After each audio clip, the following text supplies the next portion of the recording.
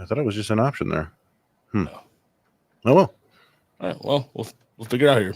Hey, everybody, welcome to the simulcast, if you will, of the Tigers White Sox game. As we'll be doing our podcast, the normal podcast mixed in here and there with the Tigers game going on right now. So hopefully you're watching along with us. You can just basically watch along. And so, yeah, we've tried this. We haven't really tried this format out before, but Parker Meadows pops out to the shortstop, and there's one out. So we might be ahead of the game. I'm not 100%, but we have the game on right here. We're trying to figure out how to get that weird looking 3D video that always creeps up a little bit. But yeah, and I was trying to get my video streaming here on my iPad, but it's not working right now. So we'll just have to make do. It's a packed house in Chicago tonight, apparently, too. So I have the Valley Sports. I feel like that might be sarcastic, but who knows? Yeah. Yeah, it probably is sarcastic. Yeah. Let's see here. Yeah, he is. Actually, it's actually, I can't tell so far. I have the Valley Sports feed on another tab right now. But, yeah, I mean, we're coming off. They did exactly what everyone hoped they would do in Chicago, right? Like, at least against the White Sox. This is how you draw it up. You want the young guys to hit some more. The pitching has mostly been fine. Even Skubal had one of his worst games of the year. Was able to survive, and the kids keep hitting. And it's one of the worst teams of all time. You should go out there and win 3 or 4 at least, and hopefully they can complete the sweep today. Oh yeah, that center field shot is. Joe was not kidding, man. It was like you look out the center field. There's nobody out there. I'm not sure I think the last I checked the attendance number is less than $1 million. So, Adam wants to know if Patrick Lee will stay for the playoffs. Yeah, Patrick, we'll get to that, Adam. I'm sure that he'll probably stick around for a little bit. Tyler says that pregame weather report feels like it's 101 out there. So, yeah, I don't want to go out to bathwater essentially if I'm going to watch the White Sox lose. Well, if somebody's well suited to pitch in that weather, you'd like to think it's Ty Madden, who grew up in Texas and went to Texas. But yeah, it's still probably not going to be terribly uncomfortable. Yeah, he'll be making his major league debut, and there's a lot of questions on why, because if you look at the surface numbers, the ERA, but if you go to our website, tigersmlreport.com, actually I'll put the link in here. Chris did a really, really good job of writing it up today. It was a total 100% team effort, but Chris said something along the lines of, did you notice something? He said, he texted me earlier, did you notice that where he was on the rubber? And I said, I was like, no. And so I immediately went to the check, and sure as heck, the Tigers were controlling changing his release point.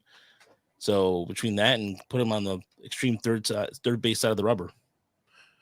Yeah, and that's this, like you said, it was a team thing. Like, I would not have even thought to look into the data if Jerry hadn't tweeted out that specifically his last 4 outings, he was really good. At least underlying, like his ERA was still 5.6 or something stupid like that, but his FIP was half of that, 2.5. And I was like, huh. So I just looked at it, and exactly corresponding with that date, his horizontal release point changed by like a foot. So I was like, well, that's odd. That's certainly not something that just happens. And then when I dug into the data more, I found like 6 weeks before that, he apparently dropped his arm angle a little bit. And that had some better results, but then they kept that arm angle and just moved him on the mound. And the main thing that seemed to have done is it made his fastball work again. It was, went from hitting 350, 400 with power on his fastball to hitting 100, 200. And I think that probably is a big reason why he's getting this opportunity now is they felt like he made a real chance and he can survive with his fastball. Maybe I think you're still going to see, in addition to doing that, his slider, his whiff rate on everything else went up. His whiff rate on his slider is up to 60% now or something crazy like that over the last 4 starts. But he's also given up a lot of hard contact, which makes sense. It's probably, hang in a couple breaking balls that are getting deposited. So I would expect that tonight too. But he may be able to get some swings and misses tonight and keep the Tigers in it, which is all you're really hoping for in a major league debut. Yeah, especially when you were talking about when he gets a couple breaking balls, when he does hang them up there, they do get slaughtered. And there was a couple times this year where he would throw a no hitter for 4 or 5 innings, now just cruising through. But then it was second time through the order, third time through the order, he would just hang a breaking ball and it was always getting tattooed. I remember a situation in Indianapolis too where he was just dominating. I think he had struck out the first 8 of 9 batters, something to that effect, and was just wrecking shop. And then there was a pitch right down the heart of the plate where he just gone. It was a hammer shot to right center. So, but the other thing too I was concerned about with Chris is, and this is a great job by Evan Petzold of the Freep too. I mean, I remember talking about that earlier in the year. They ditched his changeup for a splitter.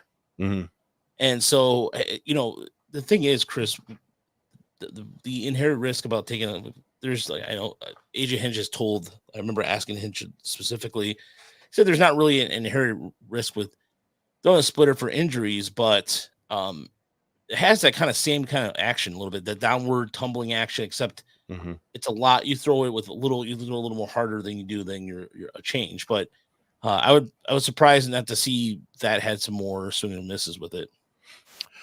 Yeah, I mean, that was a big thing too for him to get that third pitch. And I should, like what I need to mention, of course, thank you to you for finding that video and putting the video together really quickly to add to the piece and throw on Twitter. Like we said, it was a total team effort here from the Tigers Minor League Report people. But yeah, and part of that issue was that he was just getting crushed by lefties last year. And I wonder, we don't have the data to see where he was standing on the mound last year. Like, we could go back and watch the videos, but I wonder if he was, moved over to the left to try to combat lefties, and that left him more susceptible to right-handed hitters.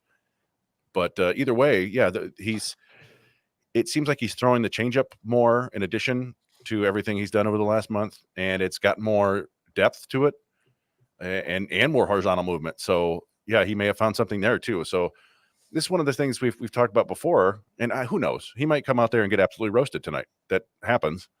Yeah. But sometimes with pitchers, you don't necessarily have to like you can make a giant leap very quickly just by altering a few things. And you cross your fingers that maybe something like that has happened here, but we don't know. We'll see. Hello, Brandon. Hey guys, I wasn't sure we were starting. Oh yeah, so I put that in there about or I was doing the game as the simulcasting goes.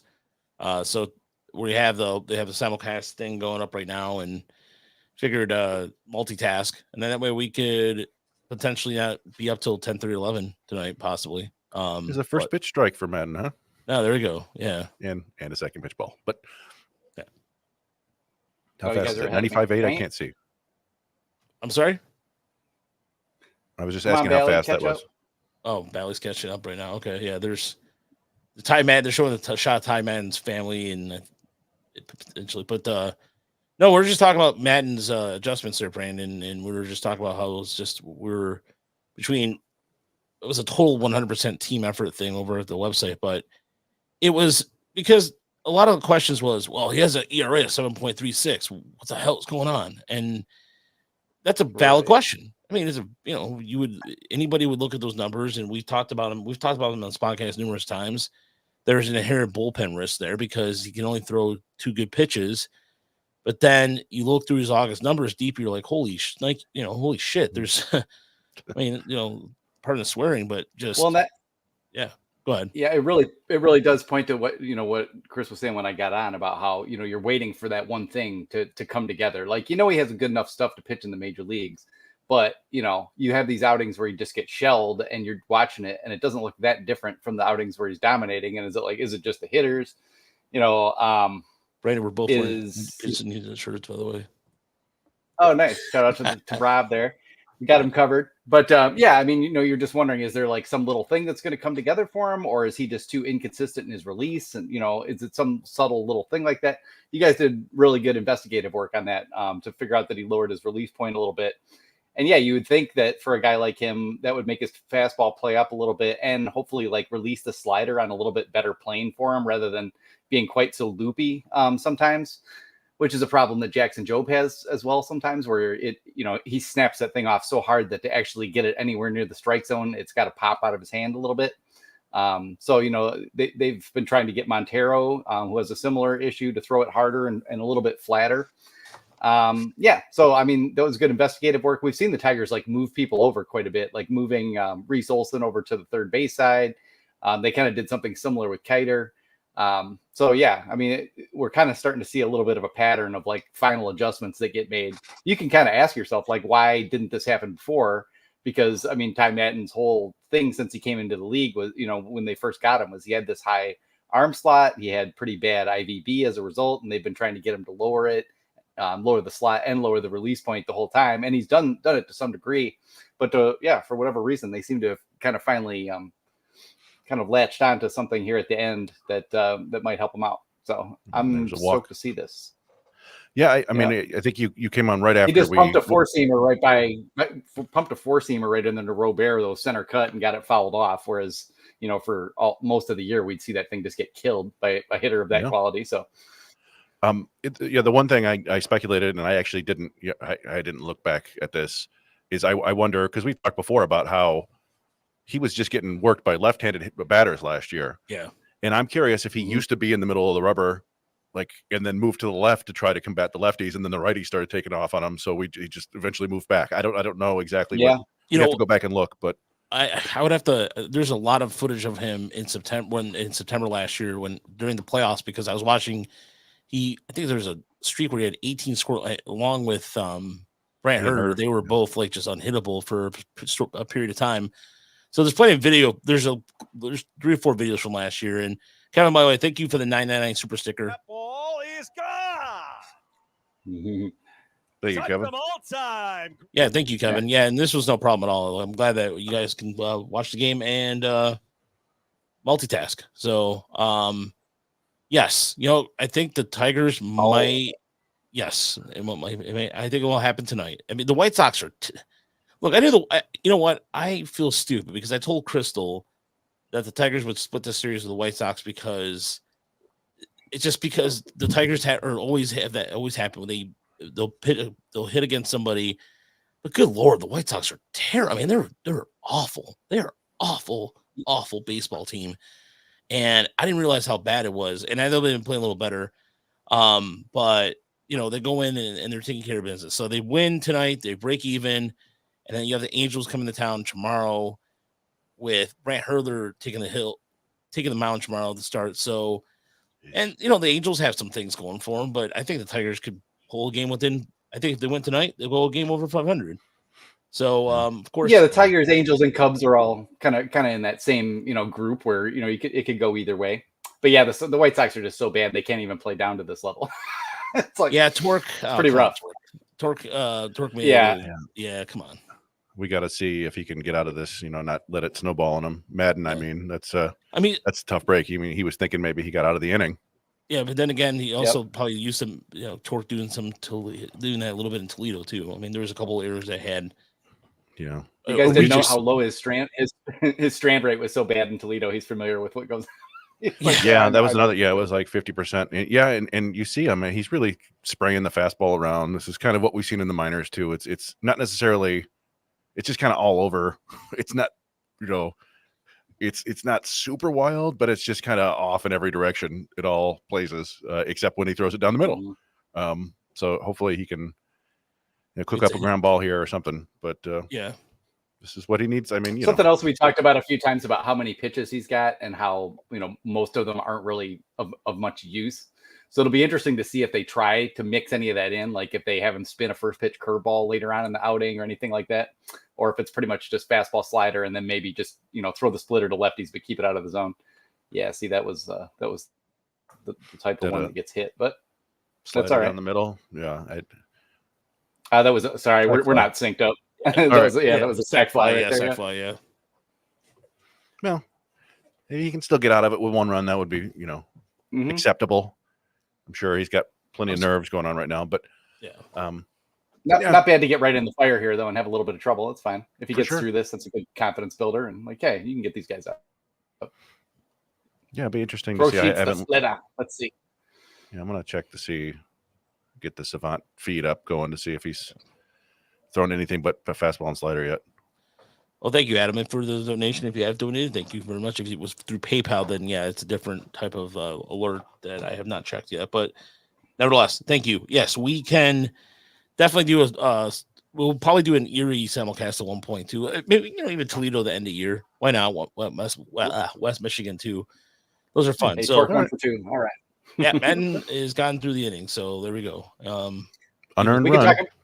People got all mad at me the other day because was it Jace Young made that play where it was kind of a chopper over his head and he had to jump up and reach up and grab it. And then he kind of rushed the throw and one bounced it to him, but it hit him like right in the freaking hip. And I was like, dude, that should just be an error on Torque. All these people were mad at me. You guys are always bagging on Torque. I'm like, look, the defense sucks, bro. I'm sorry. I'm hoping for the bat as much as anybody, but some of these routine plays that just go right through the wickets, it doesn't look like anything's changed. So. Yeah, I mean that's one of those things. Like he's perfectly capable of making fine defensive plays at first base and scooping the ball, and we've seen it. But that's the big leagues, right? You have to do it way more often than not, and there's just too many little hiccups with Torkelson. It's and like you see right there, cost him a run. And I think Jace Young is probably similar at third base. We haven't seen those crop up really yet, but there have been a couple instances, and I think we're going to see it down the line. So who knows? Maybe Young is that much of a gamer that he'll fix it in the big leagues. But yeah, it just seems like, I mean, he's made those mistakes here and there, but he also just doesn't really throw that well. Doesn't throw like a third baseman. No, he doesn't. You know, right. and he has. So he's got to get rid of the ball kind of quickly, and that just puts a little bit of extra pressure on him too. I don't know. It'll be interesting to see what they decide about that. I don't necessarily think Keith needs to move to first base, but it may just work out better that way for them. But Jace Young's got to hit enough to make it matter, and there's still plenty of question. I think we're all still rather skeptical of. He's going to get on base decently. I don't think he's going to be overwhelmed or anything like that. I just don't know that he's going to be able to get to enough power without striking out a whole ton too. So we'll see how the adaptations go, though. It's cool, Kevin. That's so Kevin on our YouTube chat saying he lives in West Michigan, but goes to Cincinnati every other week. Go to Dayton Tuesday and Wednesday night to watch West Michigan. Should be a great series. Nice. Yes, they are. That should be a great series as they are chasing the Dragons. Yeah. Chasing the dragon. I just realized the other significant yeah. So anyway, no, it's also at the same time too. Speaking of West Michigan too, we're talking about first base. Isaac Pacheco got the call at first base. Yeah. We'll get the call. We'll talk about that a little later. We're going to be doing our slides per normal, what have you, but we're going to wait a few innings and we'll get to that. So yeah, but that being said, Pacheco is now at first base. So who knows? Maybe one day Pacheco will be at first base, and his numbers too. Yeah, and that always seemed to make sense, right? Yeah, yeah, and that always seemed to make sense for him, right? We never really thought he was going to stick. Good swing from Jace there, though. Little knocks. There you go. So you can hit though. Nick Spillane, of course, running the show. Nick Spillane. Can you make either Young or Cole Keefe a Jake Cronenworth or DJ LeMahieu player type that can mix it between first, second, and third? I mean, I don't think either of them are that level of athlete. Yeah. I mean, we talked about before, like Keith would have been fine at third base. I think it's just that arm, whatever shoulder injury that messed up his arm. It just doesn't make third base an option anymore. Yeah.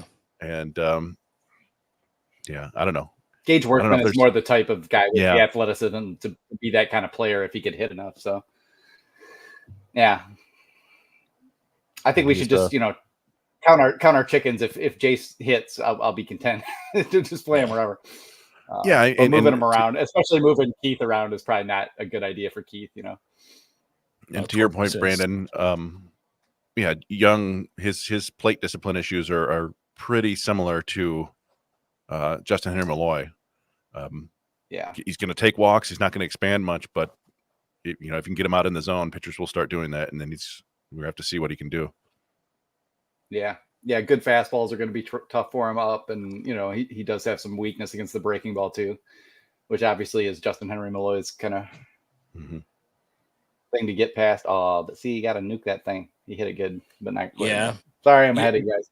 No. It was the same thing. He missed on that 96. Okay. Yeah, he missed on that fastball I saw earlier. Over there. Hey, Sean. Good to see Sean in the chat. And so, yeah. No, I would love to.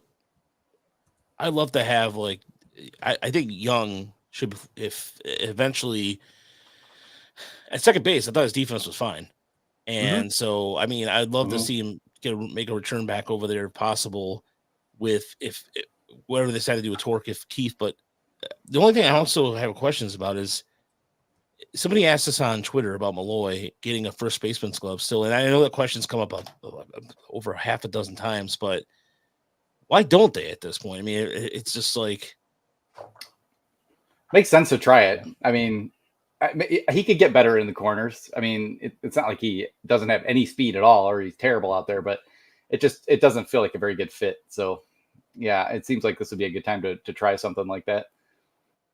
I mean, they're trying and yeah, as far as Jace, yeah, I mean, they're experimenting at all levels right now, trying to figure out and get things set for next year and do their final evaluations on some of these guys. But yeah, I mean, can Jace Young play half the time at second base with Andy Ibanez hitting all the lefties, something like that?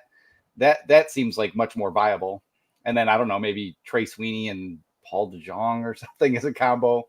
I'm trying to think cheap here because that's probably what they're going to do. I would still like to go just see what you could trade for Bichette right now. It's only, I think he's only got a year left. It's not going to cost that much. I think he has like a 70 WRC plus this year. Maybe he's just hurt. Yeah, it could be the case where he's hurt. I mean, it's so weird to see Vladimir Guerrero Jr. just turn it on to a level of like God level. Yeah. And then you expected that the Bichette to have that second gear or that third gear kick in, and it hasn't yet. So it's almost, you have to wonder if something else is going on. I about to think there has to be something else going on. He just doesn't seem to hit with that kind of conviction. Just he's always clutch hitting. I remember every time against the Tigers, but just I don't know. Just seems like something's amiss right now, but it's unfortunate. Yeah, I mean, yeah, and it might be physical. He has had a couple injuries this season that were kind of minor, but they might just be nagging, and he's playing through it. But it also does kind of feel a little bit like, the Blue Jays have decided that they're going to build around Vladimir Guerrero Jr. long term, and maybe Bo Bichette never really got like the extension offer that he wanted or something. I don't know, but it could be something along those lines. And this is where when you suggest, all right, Sweeney pokes one through. Nice. There. Good job. Nice. Yeah, Sweeney's been hitting. Yeah, I mean, you just don't know that. You have to trust the Tigers to to do their due diligence and know, if he really is injured, is this a problem? Is it an attitude thing? I mean, is he like, is he for whatever reason like hard to deal with? And that's why you have AJ Hinch, because the Tigers, Rolodex of contacts got infinitely deeper when AJ Hinch got here. He knows Dante Bichette. He knows how this boy was raised. So some of that is just stuff that you can't gauge from the outside. So yeah. I'm loving Dingler behind the plate so far. I know he hasn't done much with the bat, but man, he just looks 100% like, yep, totally comfortable, good major league catcher already. He looks like all the guys to come up and throw to him. He looks like a dude. He looks like a dude. Like he looks like a guy back there. Sean, thanks for the $5. Yeah. Oh, he's gone. His question Dylan is, Dingler could play like a Marine captain, like on Telelu or something like that in a documentary. He just has that look of like a dude that you'd follow up a hill. He does look like somebody who was on CBS, like a CBS sort of theme show about the military, like Jag. He looked like he was a member of Jag. Yeah. He's got Sean that Superman curl going a little bit. Yeah, especially there's a. I was just trying to think about like how often when he just throws down a laser beam. Like everybody was talking about. I remember everybody made a big deal about Eric Haas, but Dingler's just like on the. He could throw. He could. I said this last week. I think he could hit the fly or the wings off a fly if he wanted to. I mean, that's the kind of position he has. Sean said, want to hear a group opinion on Mize in 2025. Feels like Turnbull ending, but for the 3.1 option, will they even try? Thanks. I think it's a little. I mean, he is the player representative, and I think it's a little different than Turnbull. The stuff between Turnbull behind the scenes it got really, really ugly, and I don't think it's the case of Mize. I think that he wants to pitch, and I think the team's not letting him, or not. I don't say let him, but they're erring more on the side of caution. But I don't see they should bring him back. I mean, if you look at the amount of injuries this team has had, I think. I don't know if is Mize going to be a 5-6? Is he going to be a 6 or 7 inning starter guy? I don't know. That's the part that, to me, I don't think there's a real solid answer for. There isn't, but I really think Casey Mize will be back. They need starting pitching. They're not going to go sign 2 like good starting pitchers. If we got one, we'd probably be happy. There's been the Bueller suggestion, and hey, JV's available and all that sort of thing. Fun things to talk about. But yeah, Casey Mize is in his first year back from Tommy John, and I've always been pretty critical of his stuff outside of his fastball, but things did get better as the year progressed. I thought he kind of got hurt right as he was sort of starting to figure it out. And I don't really see him as much more than like a 4th or 5th guy, really. But for a couple million, yeah, I would do that and try to find out if they can make something else work for him. And I think Casey Mize is a smart guy, smart pitcher, works really hard. I don't think any of the Turnbull type questions are involved at all. And I don't really understand why the Tigers kind of dicked around with him over that measly amount of money. I thought that was lame. And then, to kind of 60-day him just so that you could, pick up like Easton Lucas or something and then dump him was odd. But, that may have been by design to let them get a good look at him in Toledo and make sure he was 100% before he's going. Corey Lee almost hit one out there. But. Yeah, I was going to say you got away with that one a little bit there. So yeah, with Mize, I think that they still have the option to basically decline that $3.1 million option or whatever, and then get him for $1 million or whatever the other arbitration fee would be. I think that was a bizarre kind of like they gave him a little bit of incentive. If he was like crazy better than anybody expected, that they would have got him for cheaper than he would have been, and it still had a little bit of a bonus for him. Mm-hmm. The one thing I've looked at since he's been in Toledo is he's changed his usage a little bit.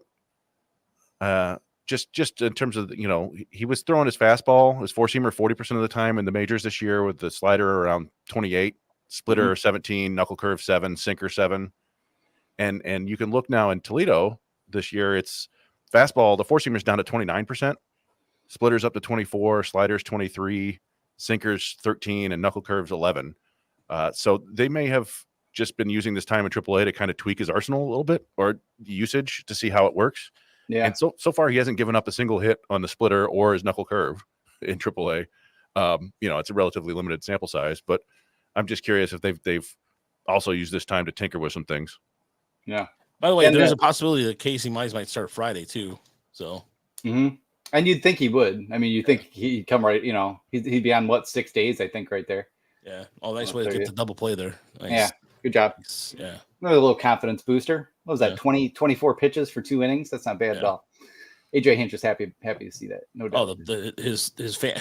By the way, they could have brought the whole state of Texas and filled up. No, that's exaggeration. But all the guys he played with, could have filled up the entire row up there. Or that whole entire deck. There's nobody there. There is nobody there tonight. But anyway. With the Youngs there again. It looked like Yeah. Was Texas in for the next series? I think, is that what it is? Angels, right?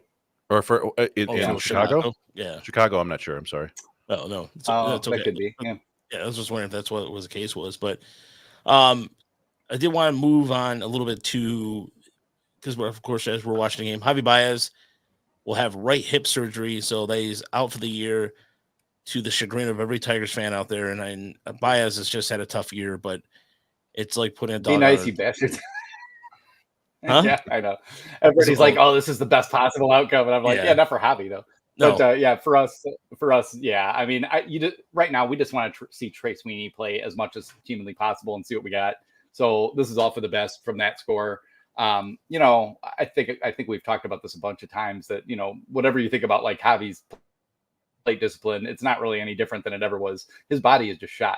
He's had back trouble, come up like in the press each of the last 2 seasons. Here we are again. Now there's a hip associated with it. Maybe it's all interrelated and they get this right, and you never know. Like maybe he's better, but I don't think so. I just kind of think the body's not willing anymore anyway. So I don't think I think it's a bit delusional though to think that we're going to get a medical retirement out of this. So I think people are getting ahead of themselves there. I'm with you. Maybe they'll they'll do the surgery and see how he recovers, and maybe go from there. But I just feel like we all know they need to move on. They need to solve the shortstop position, and I just don't trust Scott Harris to do it yet. So we'll see. So, by the way, I figured out the 3D thing here, guys. So, Oh yeah, there we go. we're watching the clone thing. It's Parker Meadows descended from Hades. Yeah, take it easy, Parker. Maybe he'll hit the hell out of the ball. No, as far as I'm with Eerie here. It still sucks for Javy. You never root for players like that. They get injured like that, and it sucks for him. And it could, your hip. You think about what you do with the baseball and everything. It could factor into a lot of things. But for people who are actively like good riddance, like get a life, Yeah, I mean, there's always that element of the fandom, right? And anybody who's not performing, is the worst person ever. And it's just yeah. Oh, did that bounce off the pitcher to the second baseman? Yeah, he tipped it, but they got him. The catcher's just like, yeah. That's so cool. But yeah, I mean, they've been working on Javy like staying on his backside more too on that right hip. So I mean, it's all kind of a piece that they were working on his swing and probably made the hip worse in the process. So yeah, I don't know, but yeah, I don't. I understand. Like people pay their money. They're just here to watch the team and want the team to win. But yeah, let's not be heartless jackasses and root for people to get hurt either. Somebody posted that thing the other night about the umpire who got hit in the head by whose bat broke and hit him. Was it Giancarlo? Maybe, I can't remember. Someone from the Yankees. But the headline said umpire skewered by broken bat, and I when I went to click on the video, that really gave me pause. Like, oh my god, this dude took a broken bat in the neck or something. But no, he just got hit with the so close to the jugular or something like that. Ooh.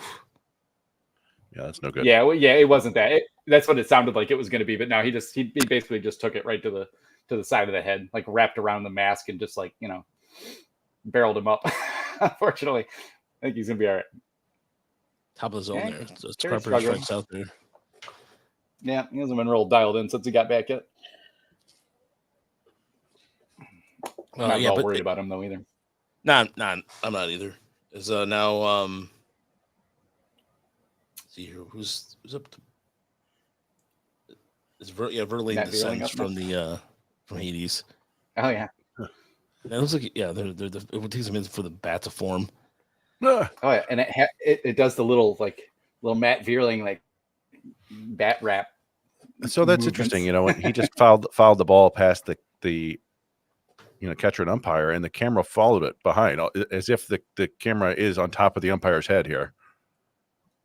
That's interesting.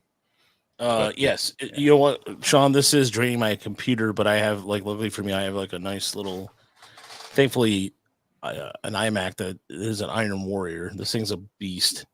Knock on wood. And also during these streams, when I'm doing this, I tend to take off my work laptop and any other device off my Wi-Fi or anything that's going to suck down the Wi-Fi. But we also just recently upgraded business-wise, so we have the business Wi-Fi at the house, so that helps. And thanks to you guys, that was smart. Donations and stuff like that always help out with that, and then that goes a long way. Verlaine strikes out to end the inning. It's kind of fascinating to look at the accoutrements that they have for these players. They've got Vierling's shin guard and his elbow guard there. I'm like, oh, man, I wonder, does it pick up necklaces, and what else does it pick up? Does it have the glove in the back pocket? I haven't watched a ton of this. Just when it first came out, I was like, look how hilarious this is, but I've not really paid attention. It's kind of fun, although we're looking at an empty field right now. No, although there's some sort of shadow packages of seeds, Javy's back pocket, that kind of thing. Yeah. Meanwhile, I'm getting Sam Bernstein commercials. Commercials. Nelly Corda, a lot of Nelly Corda commercials. Oh, so you can. You're doing that, Raj, aren't you? Yeah, I'm doing that. Yeah, you can change your perspective. You can change your perspective. Oh, yeah, you could probably go up behind the mound, huh? Yeah, or you could go. You can check out High Heat.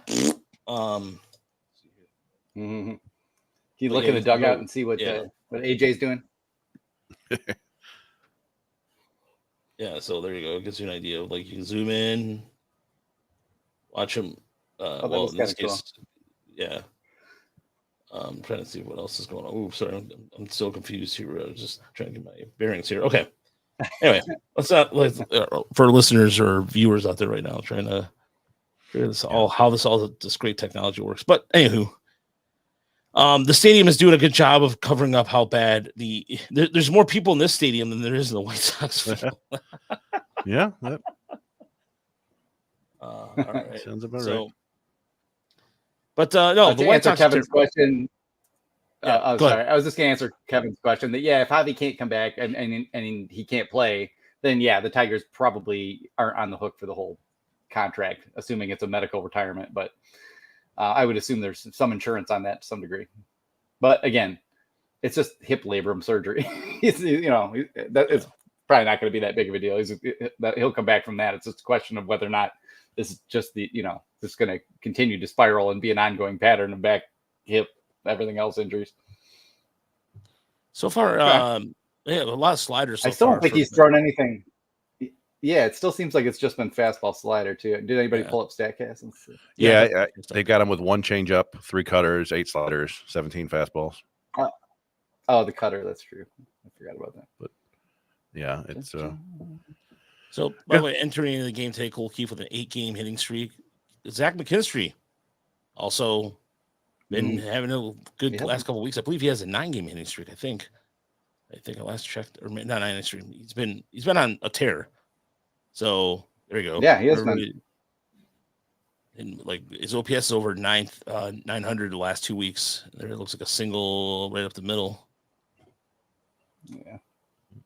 So yeah, Lance Parrish is coming out here. It's good call there, Adam. What's up, Brandon? Oh, nothing. I shouldn't talk about the game. We're gonna get all caught up with each other. Lance Parrish, you're good, man. I think we're all caught up because I have the Bally's. Yeah. I was gonna say the Bally Sports feed is about 5 seconds behind. But by the way, Nicky Lopez Lopez looks like one of the little leaguers out there. Like he's a young looking dude. He is. So yeah, I was with depending on how long the question is how long Madden's going to be up here too. I think you're going to see that Fetter Magic be in the works. Yep. So yeah, Stando confirming that McKinstry 900 OPS plus the month of August. And I want to go ahead, Chris. So I want to give some credit to Brian Sammons, who did nothing but pitch well when he was up here. Finally got his first big league win yesterday. Really, probably deserves to stay up, but it's just the nature of the business, right? Where he's 29 and Madden had to be added to the 40 man as one of their top pitching prospects. So they wanted to get a look at him, and it'll be interesting to see what becomes of Sammons. They didn't remove him from the 40 man or anything like that, but I don't know what's going to happen to him. So could they call him up? His sweeper got better as things went along. So yeah, they could just call him right back up. That's true. Kind of depends. It's tough at this point because then you've got Mize coming up, and then Olsen may come back. Theoretically they could move some people to the bullpen, I guess. Yeah, maybe Wenzel goes to the 60, although they're trying not to do that. Yeah. Okay, Ty. Time to muscle up here, kid. Yeah, it looks like they're taking him out of his ear to kind of calm him down a little bit. And when I have trouble during my day or like at work or anything, I just imagine, Chris Fetter's tall, lanky form walking out to me, and I feel much, much better, like much more centered. I know what I'm going to do. Tiger Mike was saying a few more totally non-competitive pitches I like to see so far tonight. I think he's it's just a lot of nerves with him right now, but that is also part of the package with Ty Madden. Yeah. It's sort of what we've seen all year in AAA is he will have these stretches where the fastball in particular is just spraying everywhere. And I don't know why it happens. For years and years, I've talked about how his mechanics aren't terribly fluid. It's kind of segmented, kind of vaguely reminiscent of Matt Manning in a way, where it's like he's hitting certain checkpoints on the way down the mound. And I don't know. I mean, obviously he's a good enough athlete to be throwing 95, 96 miles an hour, but there's something different to that to be able to repeat your release point. And I don't know, but hopefully, maybe he can dial up another ground ball here or a strikeout. Does he have a strikeout yet? No, not yet. So now's a good time. Yep. Yeah, this would be the right guy if he could get it. I'm scared though. What do you guys think of the Southside jerseys? I kind of dig this look for the White Sox actually. Yeah, Yeah, I'm it's fine my- with it. Not, Yeah, that, not that anybody cares about the White Sox, but That's a good looking slider right there. yeah, that was. yeah. That's The probably one of slider my favorite. has, That's like, probably a- my favorite third jerseys. I mean, the Miami one, the Sugar Kings one is the Sugar Kings one, and the homage Oh, yeah. to the Havana Sugar Kings is really good. And of course, Washington, the Nationals have that cherry blossom one, and of course they're like, "Now we're gonna get rid of it because we're, that's what we'd like to do." But no, that Southside one's really cool. That's a really good third one. It's unfortunate because nobody's out there to watch the game for them, and Yeah. that sucks. I like that clip you guys pulled a Federer with Montero in the dugout where he was just hammering all some right. point home to him. do a little dance too. Yeah, It's that like was do a great. little ski motion. I want you to attack, bro. Get after them. Yeah. Yeah, that was all Raj. That may have been the day that. No, I don't know. I had a strange weekend where I was sleeping a lot during the day for some reason, but so I missed some fun baseball games. But the app has a nice condensed game function, so I catch 11-minute games. But not quite. Yeah, I've still been sick. Like it's like almost 3 weeks now. Jeez. This freaking thing won't go away. One of my the guy who shares my office with me had it, like got it from his son at daycare probably, and he had it for like 6 weeks and it wouldn't go away. They gave me amoxicillin for it, and like after a week, I'm like, bro, this isn't a bacterial thing. This is pointless. Just got to suck it up. Oh, nice play to get the lead runner, Trey. Okay, Nice. It was a play too where Sweeney was on his feet on the run, so it was a good play. Yeah, it was definitely a good play there. yeah. Nice to see the awareness there. Yeah. That's a little bit of hobby play right there. Yeah, Trey's been pretty dang good at shortstop. Like, doesn't have like crazy range, but has just been pretty much rock solid. Yeah, it's so making the plays that he can and that he should. Right, that's 90% of being a big league defender. The 10% is. Oh, is nice. that, Yeah. all right. It's tough when you have that angle. It's like, is that going 600 feet? Is that pop up to first base? What's happening here? Yeah, I'm just watching the game. I'm not even looking at that because I saw it just go like straight up. You know what? It's almost projected. synced up right now. Brandon, it's almost synced up right now. Almost. Yeah, I think we're pretty good now. Maybe just like a second apart or so. Although the helmets It'd be look pretty, like something. Pretty freaking sweet if Scott Harris pulled our shortstop of the future as the second piece for Jack Flaherty. That'd be a coup for him. That would erase some Eduardo Rodriguez bad taste in the mouth. Although it was funny, quite ready. Sean makes a comment too that I like what he was like. If the KC wins the Central, the offseason discourse about Spain is going to be coated in acid every day, and he's right. I mean, the Royals right now they're just about to take two from they won game 1 of the doubleheader today, and they're up 9-4 right now. It's weird because like I felt all along that the Twins are the best team in the division.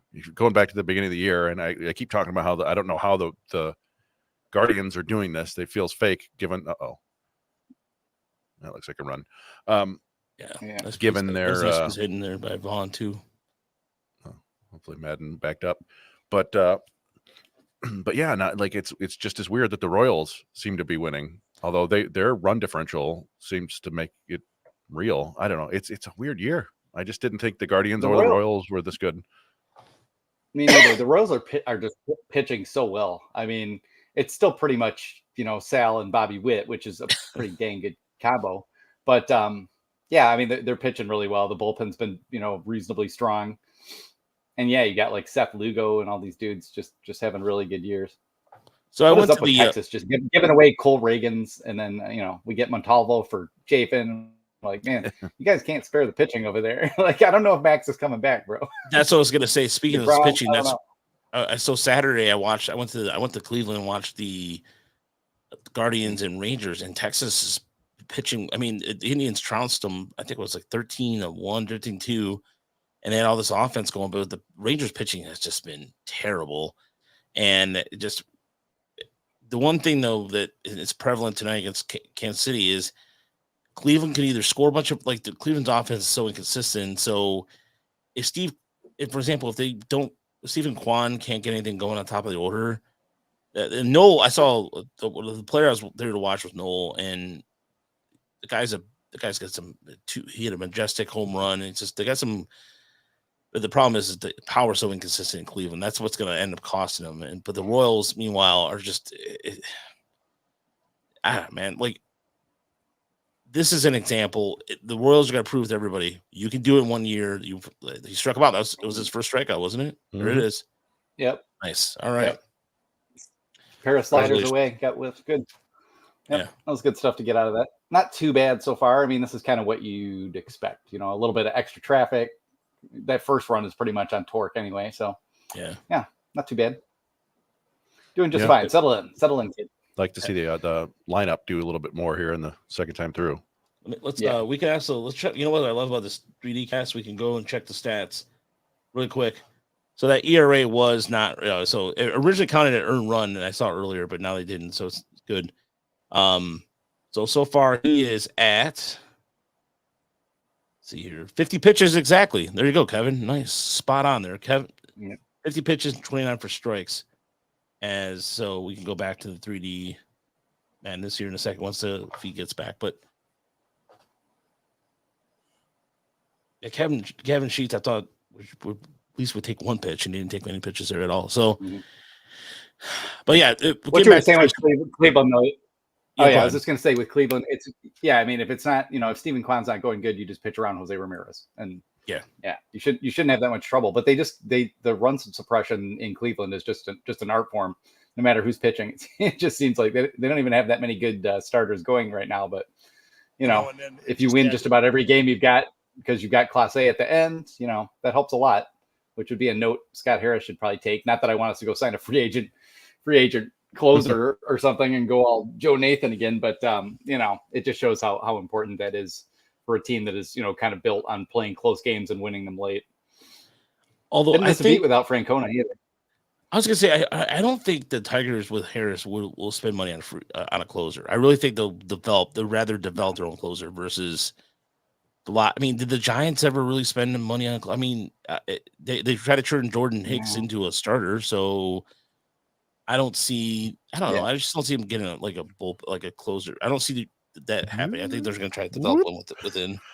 Colt Keith taking the I think elevator. It's probably more likely they get It's more likely they get a failed starter with 2 good pitches and try to convert that dude. I could see them trying something like that. But yeah, they're not gonna spend money on a free agent closer when they need a starting pitcher and a shortstop and probably a first baseman or something, some kind of right-handed bat in this dang lineup that can hit. I'm loving having all these lefties. So I think we probably talked about this way back when we first met each other, like in 2015, 16 or whatever.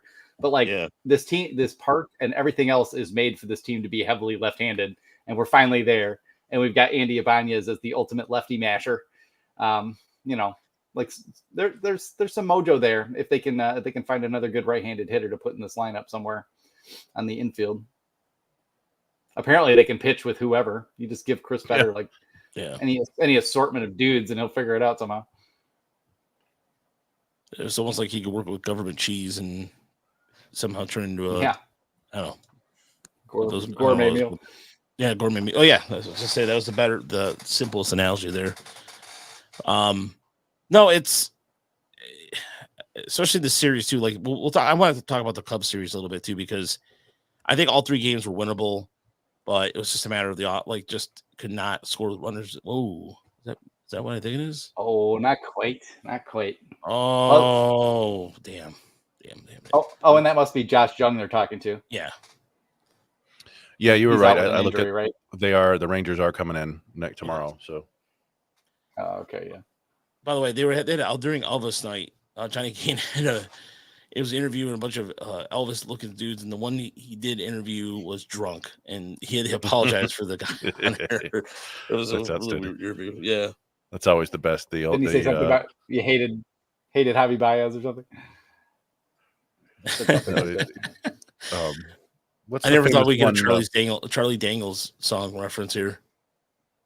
The guy in the graphic that sings in the ground sort of creeps me out. Reminds me of an old Charlie Dangles song called Woolly Swamp.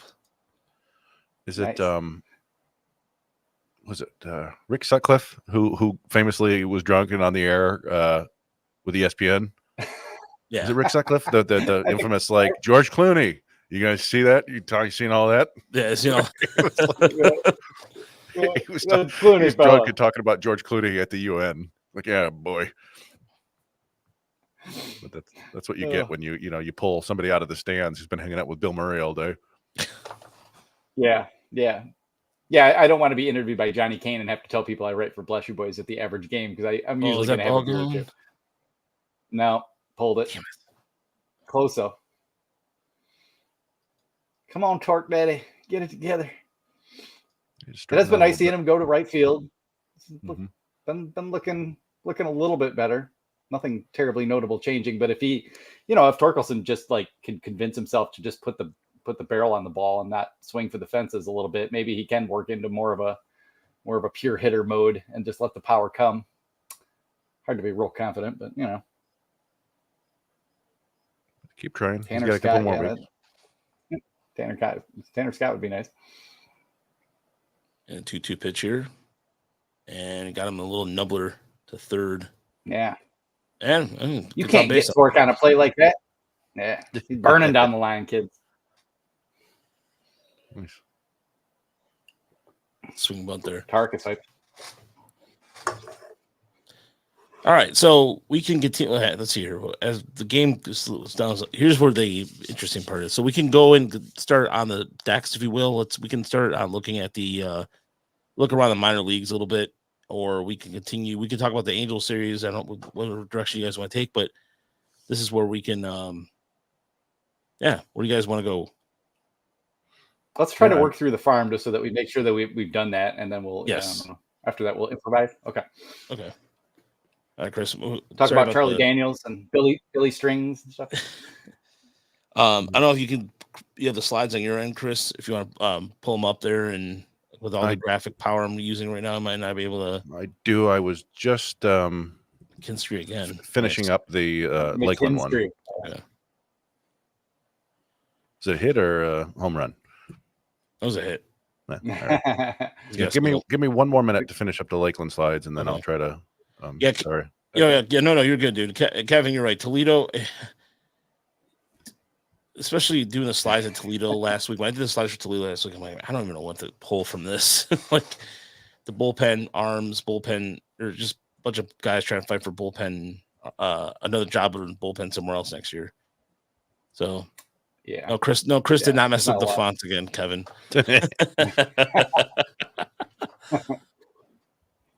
They know. It's hard to do. We're all jabbering and doing all this. Yeah. I do like this thing because like occasionally you're just like, what is happening? Like when the catcher just gets up and wanders around out in front of home plate. You think he's just having a confidence crisis or something. So Matt wants to know if you're familiar, Chris, with the song "Devil Came Up to Michigan." Or I'm familiar with the rap version of the song. Yeah, that's the rapper. Yeah, there was a rap version. It was the rap version of "Devil Goes Down to Georgia," right? I don't remember who did it though. I forgot his name. I want to say, was it Ishan? No. It wasn't Isham. It was. Well, let me look. It was somebody who wasn't necessarily. KC Kru. KMC Kuru. I cannot say that. Was that gone? KMC Crew? Yeah. That looks like Wynn held that up. I thought Trey got that for a second. Great mascot race. Here we go. Apparently there's a mascot race during the game too. Look at him go. Interesting. Crowd is going wild. It's the home stretch. Who we got racing here? We got the Cardinal. We got the Royal and the Cardinal and the Oriole. The Oriole Bird won. There's no name for the Oriole Bird? No. There probably isn't. Some maybe crab cake related. I don't know. Yeah. All right, almost ready. Sorry. Thank you, Matt. Yeah, there was. I remember that song. That the Devil Went Up to Michigan. They used to play it on 96.3. Yeah. Back in the day. So Tyler said on the Turning the Corner podcast, I've been losing my mind over the recurring joke about Zach McKinstry is accumulating the most service time in Tigers history dating back to 1896. Yeah, he is. Like, look, we've joked about how many times he survived, but the guy's getting it done, and he provides different. His the value of him is really on defense, and he's been able to stick with it. So, yeah, and he's he's been hitting lately. It's just you just know it's not going anywhere further. So you'd like to get someone who is Zach McKinstry but 24, and hope that they can take the next step with it. And hopefully Trey Sweeney's that dude because he's got more power and probably a little bit. I won't say he's a better defender yet, but I kind of feel like he's a better shortstop. So we'll see. Better shortstop, yeah. But my concern, Brandon, I don't know about you, but in terms of him playing at third, utility wise, do you see that happening? Because that's where I think his range might be limited. Yeah, I mean, he's got enough arm to play at third too, and if that's kind of the role is that he ends up being the utility guy moving around the infield, that's probably fine, as long as you get a real shortstop. Just saying. Yeah. I mean, I think he would be fine at second or third. It's just like Brandon was saying, he just got to hit enough and play solid enough defense at shortstop to stick there. Ideally, they're going to give him as many chances as possible at shortstop because, I mean, their best defensive alignment at some point may be with him at third base, but then who knows who's playing shortstop. Also, we should mention Don Wirt passing today, the Coyote. Yes. Third baseman on the 68 team. Didn't really have like a super long career and was mostly a defensive stud, but definitely a big part of that team. So sure. Condolences to his friends and family out there. Lived a good life though. What is he? He was 86. Yeah, 86. The Coyote. They call him the Coyote, didn't they? All right, you're good, Don. Yep. Yeah. Yeah, he was instrumental in terms of like that. He made the All-Star team that year in '68 too. That's how good he was defensively. Yeah.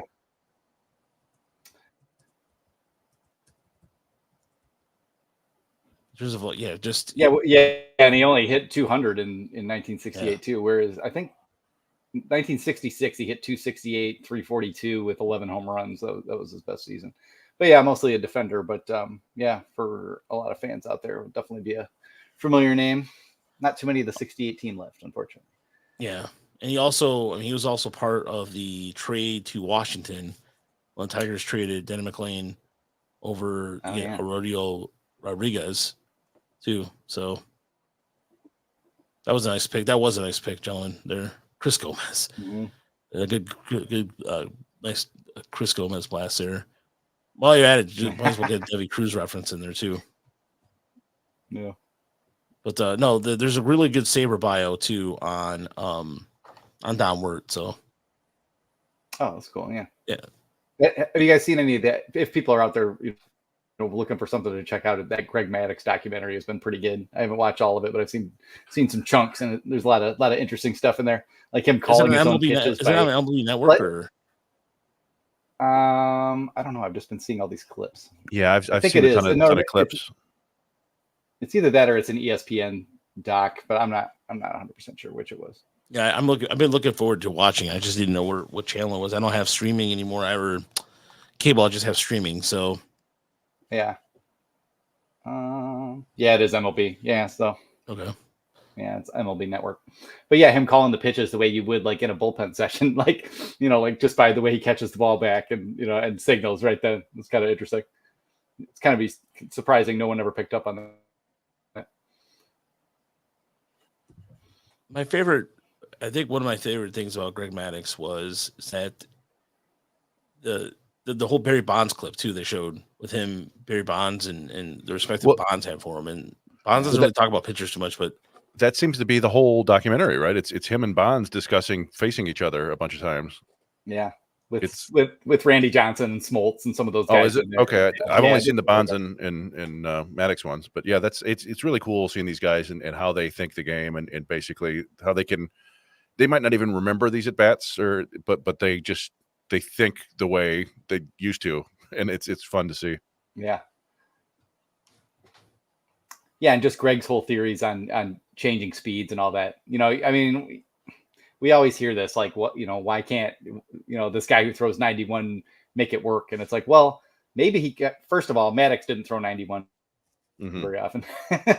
Maddux was actually a fairly hard thrower for his day. But yeah, if you could change speeds enough, you could be Kyle Hendricks. It's just really hard to do that and have good enough command of, three good pitches And basically nowadays you're just not going to get a chance. Unfortunately, it's just kind of how it is. You're going to get weeded out and have to like turn into a genius, like in the Frontier League or something like that, and convince someone to give you a call.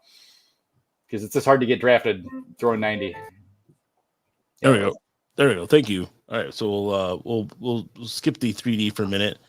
We'll keep it back on post on that. So thank you, Chris, for doing. Let me also get rid of this. Sorry, I had to figure out how to do it. I've not actually presented the slides before, but now I know how. Yeah. Mm-hmm. So yeah, it's still. I kept the Fresh Prince meme up there because it's still pretty much that. All right, so yeah, let's start with Eddie Leonard, who's been injured all year, has been coming back, and he's probably the most interesting player left down there that hasn't been.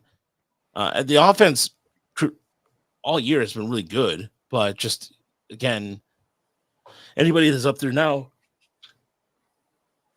you're up here. Yep. Excuse me. Sorry about that. That was rude, extremely rude. That is not. Yeah, well, you can't control your yawns, Yeah. but yeah, it's Malloy's down there still, and Navigato's still down there, so they it's just there's a lot of, I didn't put them on here, but it's Riley Unroe and Drew Maggi and these kind of veteran minor leaguers that are kind of carrying the offense at this point. It's tough to watch at times just because you're like, oh, the guy I want to see is 4 batters away, and it used to be like, oh, I'll watch him. Okay, I'll watch him. But yeah, Leonard is he's always felt more like an Alavila player to me a little bit in terms of, his main skill was making consistent hard contact and not necessarily taking walks or anything like that. And he wasn't doing any of that earlier. He wasn't even making the hard contact, but the hard contact has come back. So that's a good start.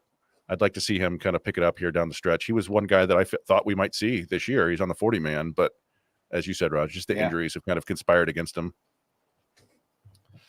Yeah, I think it's solid curveball. Those just 2 outs there now. Is that 2 outs now, or is that the first out of the inning? Yep, that's okay. 2. Yep. Yeah, I mean, he's mixing the cutter, saw the curveball. He's throwing everything. He's trying to. So it's it's pretty much still 4-seam cutter slider, which is what we'd expect. But he hasn't been afraid to like try everything at least. Yeah, get him some runs. Oh, yeah. He could use some runs too.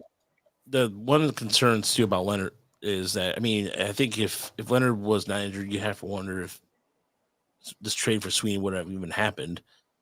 Kind of left, because I mean, Leonard, even during his rehab extensively long before he came back up? Well, so he had the oblique, right, or the lat, and then came back, and then he got hurt again, and I don't remember what it was. Okay. So he was back for a short period of time, and then did his, and then he had like a rehab up through the system, I thought. But yeah, I mean, I think he may have gotten a chance at shortstop, but he's another guy that, like, I just don't think he's an everyday shortstop based on the defense. I don't think he has the foot speed or the range. I think his arm works. He strikes me as a utility guy in the end. But if he could hit the ball really hard, I think I also compared him to Andy Ibanez back in the day. Like there's a chance he could be that, which would be just fine. But yeah, it's been a rough year for him. So hopefully he can just have a nice final 5-6 weeks and like he did last year. Honestly, remember he was crushing the ball when he first came up to Toledo. So maybe he can repeat that, and he's still young. So and I don't really. I'd assume they never thought of him as the way they probably think of Sweeney as like a possible shortstop answer, but it's hard to know. I think the Andy Ibanez comp is like as probably his ceiling is a pretty good one. Something like that could maybe work. Although I'm not. I don't know. I'm not a real big Leonard guy, but it's kind of funny right now because there's so many guys getting injured, and at the same time, it's like Brasinho's back. Peyton Graham's back, and then Trey Cruz is out, and Howie Lee is out. And it's just like, just like with the Tigers until very recently, just can't get the whole band together at any one time. Yeah, and then the pitching, you see Madden there, right? I mean, he's pitching right now. We're watching that, so don't really need to comment on him too much. But Lockhart it's been kind of a bummer for him. Like we thought he was turning the corner, maybe getting tons of swings and misses with his splitter and stuff, but it's just been too much traffic on the bases for him lately. I didn't put up his numbers in the conglomerate. He's or not whatever, getting bombed on necessarily. Yeah, he's not getting like crushed, but it's just they just seem to be like Dinking. just content to just spray singles and doubles all over the place. Yeah. Yeah, and so we were hoping And maybe. yeah, I was just gonna say we thought maybe he'd be getting a chance, but it does seem like it's getting late early for him here now. If Salmons is gone and back and Madden's up, I don't think we're gonna see Lockhart this year. yeah, I'd have to agree. Yeah, it seems that Well, way. all in all, pretty good for Ty so far. Yeah, This is about what you were hoping for. Is just get him 5 innings. I'd get him out probably after 5. If 5 innings, 2 runs, that'd be just fine. 5 innings, 3 runs would be okay. I'd take it. He's at 70 pitches right now. 70 pitches, 43 for strikes, 4 runs. I'm sorry, 4 hits, 2 runs, 1 earned, 2 walks, and a pair of Ks. Just struck out. He's be the final strikeout there of Baldwin to end the inning. So yeah, that's acceptable. Well, it's also because I just expected a guy like Davis Martin to just. I expected one White Sox starter, some no-name starter, to do this and perplex the Tigers' offense, and so he's not even a lefty. No, somewhere Bruce Chen has a big grin on his face. Or you guys go ahead and start with Eerie. I'm gonna go get water. I'll be right back. All right. Yeah. Well, we're moving on to Eerie, and Brendan touched on it. That Trey Cruz is out for the year now with probably Tommy John surgery, unfortunately, which is a real bummer. Yeah. Oh man, it's Tommy John. Oh, I missed that part, man. Yeah. He I think a torn ligament. I don't know if it's been officially. They didn't announce Tommy John, but it sounds like that's what it is, though. Ligament tear. Yeah. So that's unfortunate because he is, he'd been playing pretty well this year, and the things that Sam told us about him, his defense at shortstop taking a big step up, that would have helped. But Gage his Workman, age too. Yeah, he's 26, 25, 26. Yeah, I mean, he's just kind of getting to that point where something needed to happen for him this year, and if he had kind of held it together, he might have at least got up to Toledo and given them something to think about. So that's unfortunate, kind of bad timing there. But yeah, I'd say Gage Workman is kind of the story there now, offensively. Yeah. That's another really good week. He always has a good week, it seems, in Bowie, which has really short porches and left and right. It's one of the ugliest looking fields, man. It looks like they were doing like traffic holes on the field or something. It's all torn up. Yeah. But yeah, I mean, obviously another really strong week for him. And Liam Hicks has kind of turned things on. I didn't think a whole lot of him offensively. I knew he was going to walk a bunch, but he's hitting the ball a little bit. And he also, I think his home run was 400 plus feet. So that was like, well, I didn't know he had it in him. But he could be a guy that may help them down the stretch just in terms of, getting on base. We talked about that earlier. They have a bunch of guys who can get on base if they can just get a couple more boppers. And you see Austin Murr has helped in that regard. He had a big 3-run homer the other day, or it was maybe a 2-run homer. But and longer term with Hicks, like Hicks might be the one guy in the upper minors who can be their third catcher, like maybe. Yeah. Steven Scott could maybe catch if you needed him and stuff, but it kind of looks like Hicks is probably the best of the bunch. Yeah, and I don't think his defense is particularly stellar, but it's probably okay enough to be the emergency catcher, and he's going to provide a little bit on offense. So yeah, it was nice progress there. And beyond that, yeah, like they really were looking for more big bats. Myers was out for 3 games, which was like, geez, how much more can they endure? That's why they called up Patrick Lee, who didn't get a hit yet, but and somebody asked earlier, is he going to stay in Eerie for the playoffs? And you don't really know. I mean, they've moved him around a bunch already. He's been at all 4 levels now. But they're so depleted. Like, maybe because he has speed and power. And they need another outfielder, really. I mean, like we talked about it before, they got Myers playing outfield. They've got Allen. They've been putting Mendoza out there. They could use an outfielder, and he would probably be a nice supplementary piece too. If in the playoffs, if you need a pinch runner or a right-handed bat against a lefty, or defensive replacement in the outfield, he'd be perfect for all that. So I'd like to see him stay up there, but who knows what plans they have. And he's not a priority necessarily because he did come from the Frontier, but they obviously like him, and I mean, for a guy that they just picked up out of nowhere, he's really got some pretty impressive tools. The hit tool isn't really one of them yet, but not a bad guy to have as as you say, as sort of a bench weapon for Alvarez to use here and there. And I mean, that's about it for the offense. And then we get into the pitching, and here's where I might have a little bit of a hot take here. But Oh, do it. so yeah, Jackson Jobe, another, I don't know, hit by pitch. I put an extra space in there, H by HBP. But another, like what we've seen from Jackson Jobe all year long is he doesn't miss barrels. I mean, he misses barrels, but he doesn't miss bats, is what I want to say, right? Like he's not getting hit hard. Batters aren't doing anything against him. He's getting a ton of pop-ups, a ton of fly balls, but they aren't chasing anything he throws, and he's not getting a ton of swings and misses. And like, again, I don't want to put this out there in the world, but it reminds me a little bit of what happened with Matt Manning at AAA and in the majors, where it's like, boy, this stuff looks nasty, and then suddenly hitters don't care. Like they're not chasing, they're not swinging and missing. I put it there, 12.1% whiff rate. It's the lowest in the Eerie rotation. It's lower than Wilkel Hernandez. It's lower than Garrett Burhan. It's lower than Carlos Pena. It's lower than Troy Melton. It's 12th out of 19 of pitchers in the Tiger system this year with at least 70 innings. And I don't want to overreact to it. To me, it's like a yellow flag, not a red flag, because as I said, he's not getting hit hard. He's not giving up home runs. He's not giving up hard contact. But there's just like something that needs to be tweaked to take that next step to get those whiffs and then truly be dominant. And I don't know what it is. Yeah. Yeah. And I mean, we've talked about too that, he's had some walk trouble the last couple of weeks. And obviously we've talked a lot about the umpiring, and that has been a huge factor in a lot of those walks. But, more recently he has been missing arm side quite a bit. Especially I thought with the slider the last time out, just couldn't quite, dial it in and was leaving everything arm side. So, there's a little bit of weakness there. And, but overall, he does throw maybe almost too many strikes. Like he's not setting anybody up. He's just kind of pumping strikes in there. And you would think that would be the thing that they would want him to work on. And so maybe that is what he's supposed to be working on. But hasn't really shown the signs of being able to just like spot the fastball, to both sides of the plate and then snap everything off on these guys once they're behind.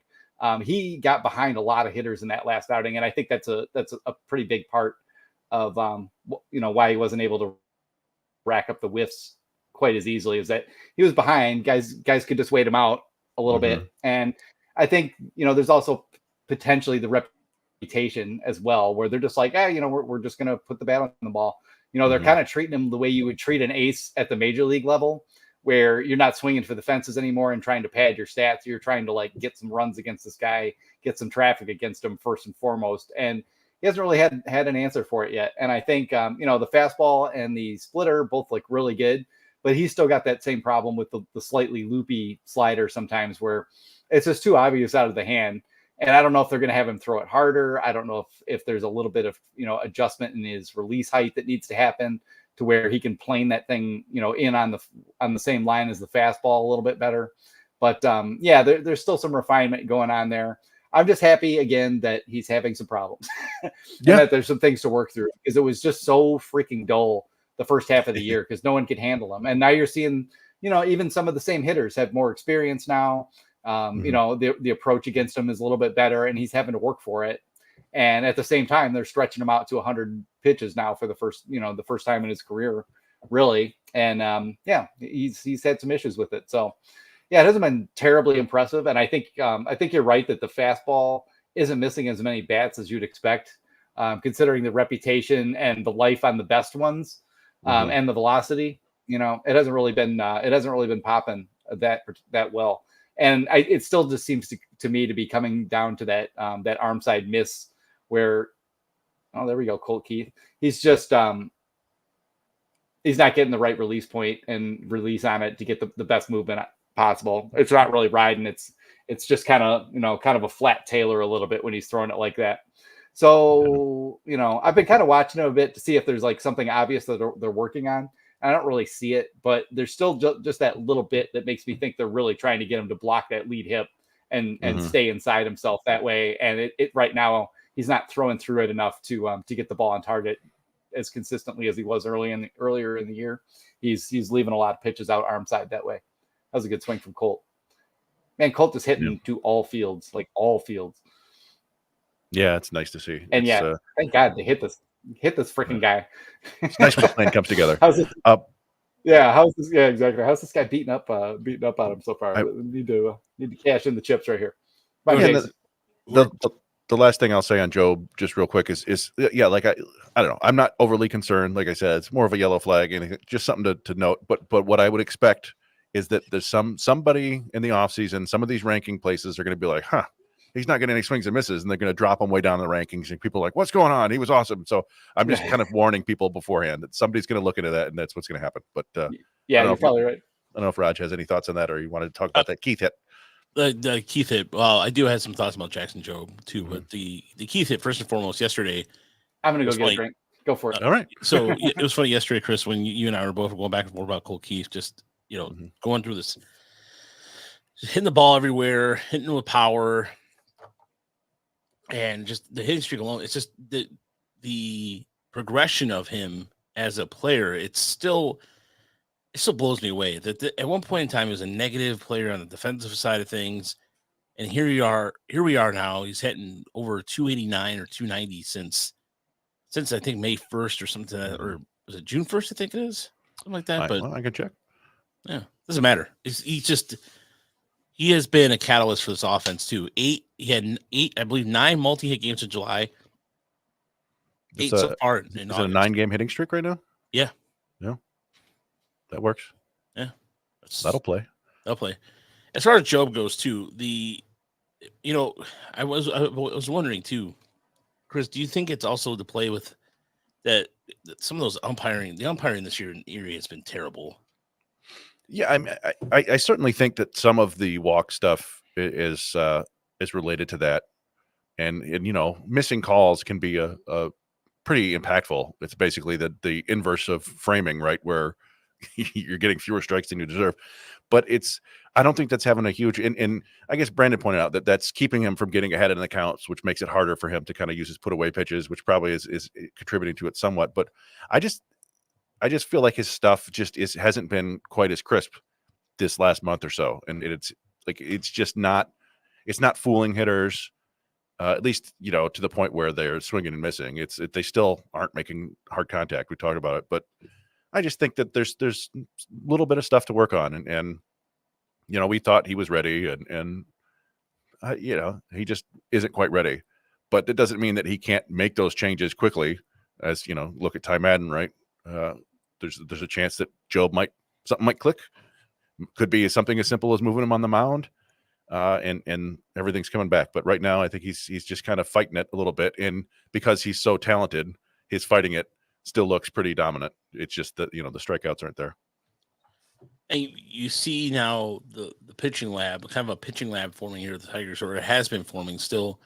But this is a result of this right here with what you see with Madden. But with Jobe, maybe it is something where next year, of course, there's the adjustment going to Toledo where you have the automated strike zone, and so there's a period adjustment with that, and that's been the case there. So I'm not particularly worried about it. I think it's just a matter of he's still. This is why he's not up at the major league level right now.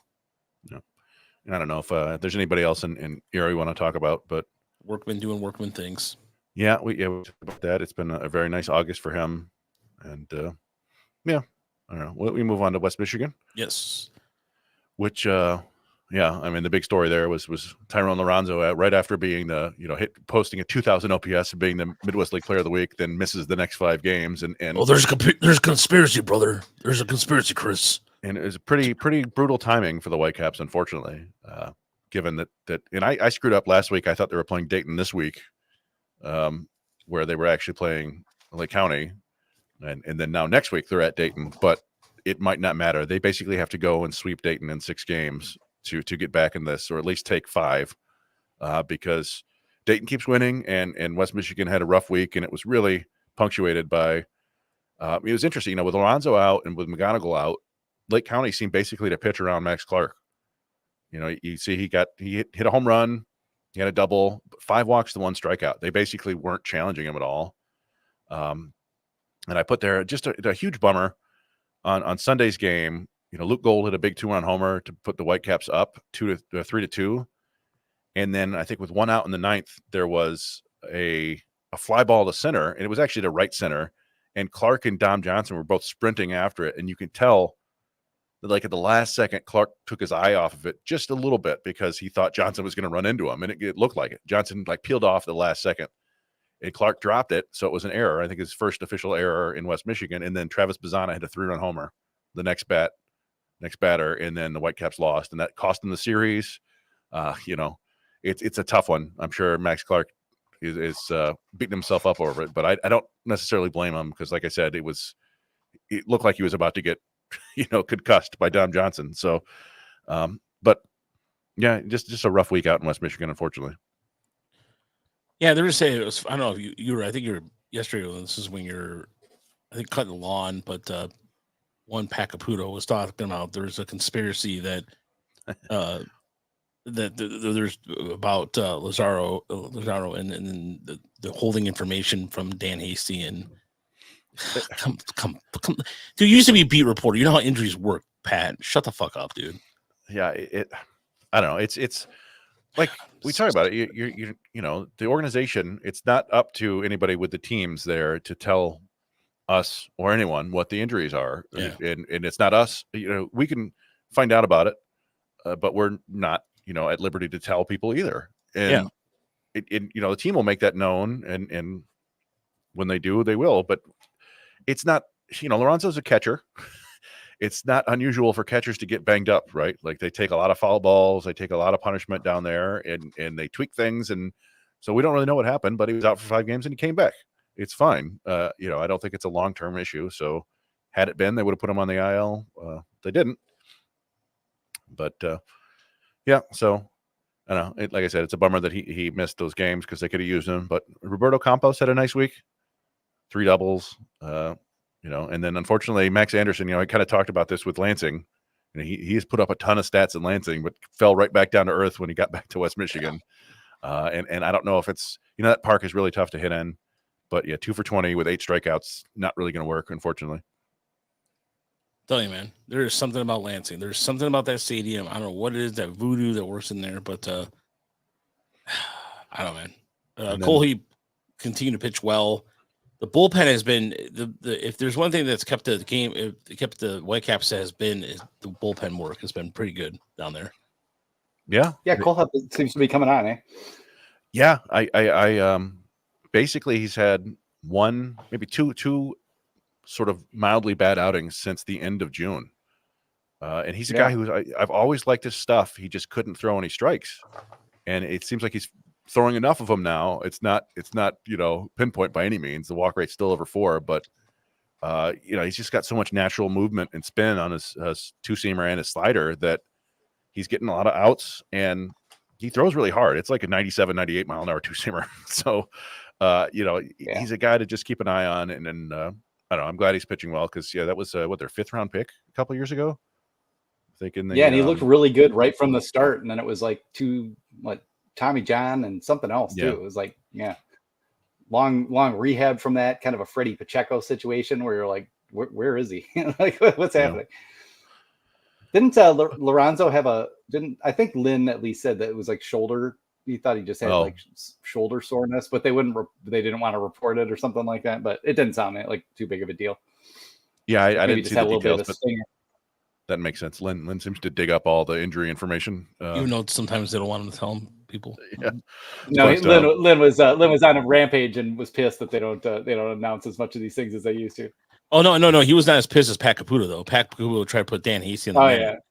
And Hasty's like, dude, you know the rules. Cut it out. Yeah. Well, man, listen.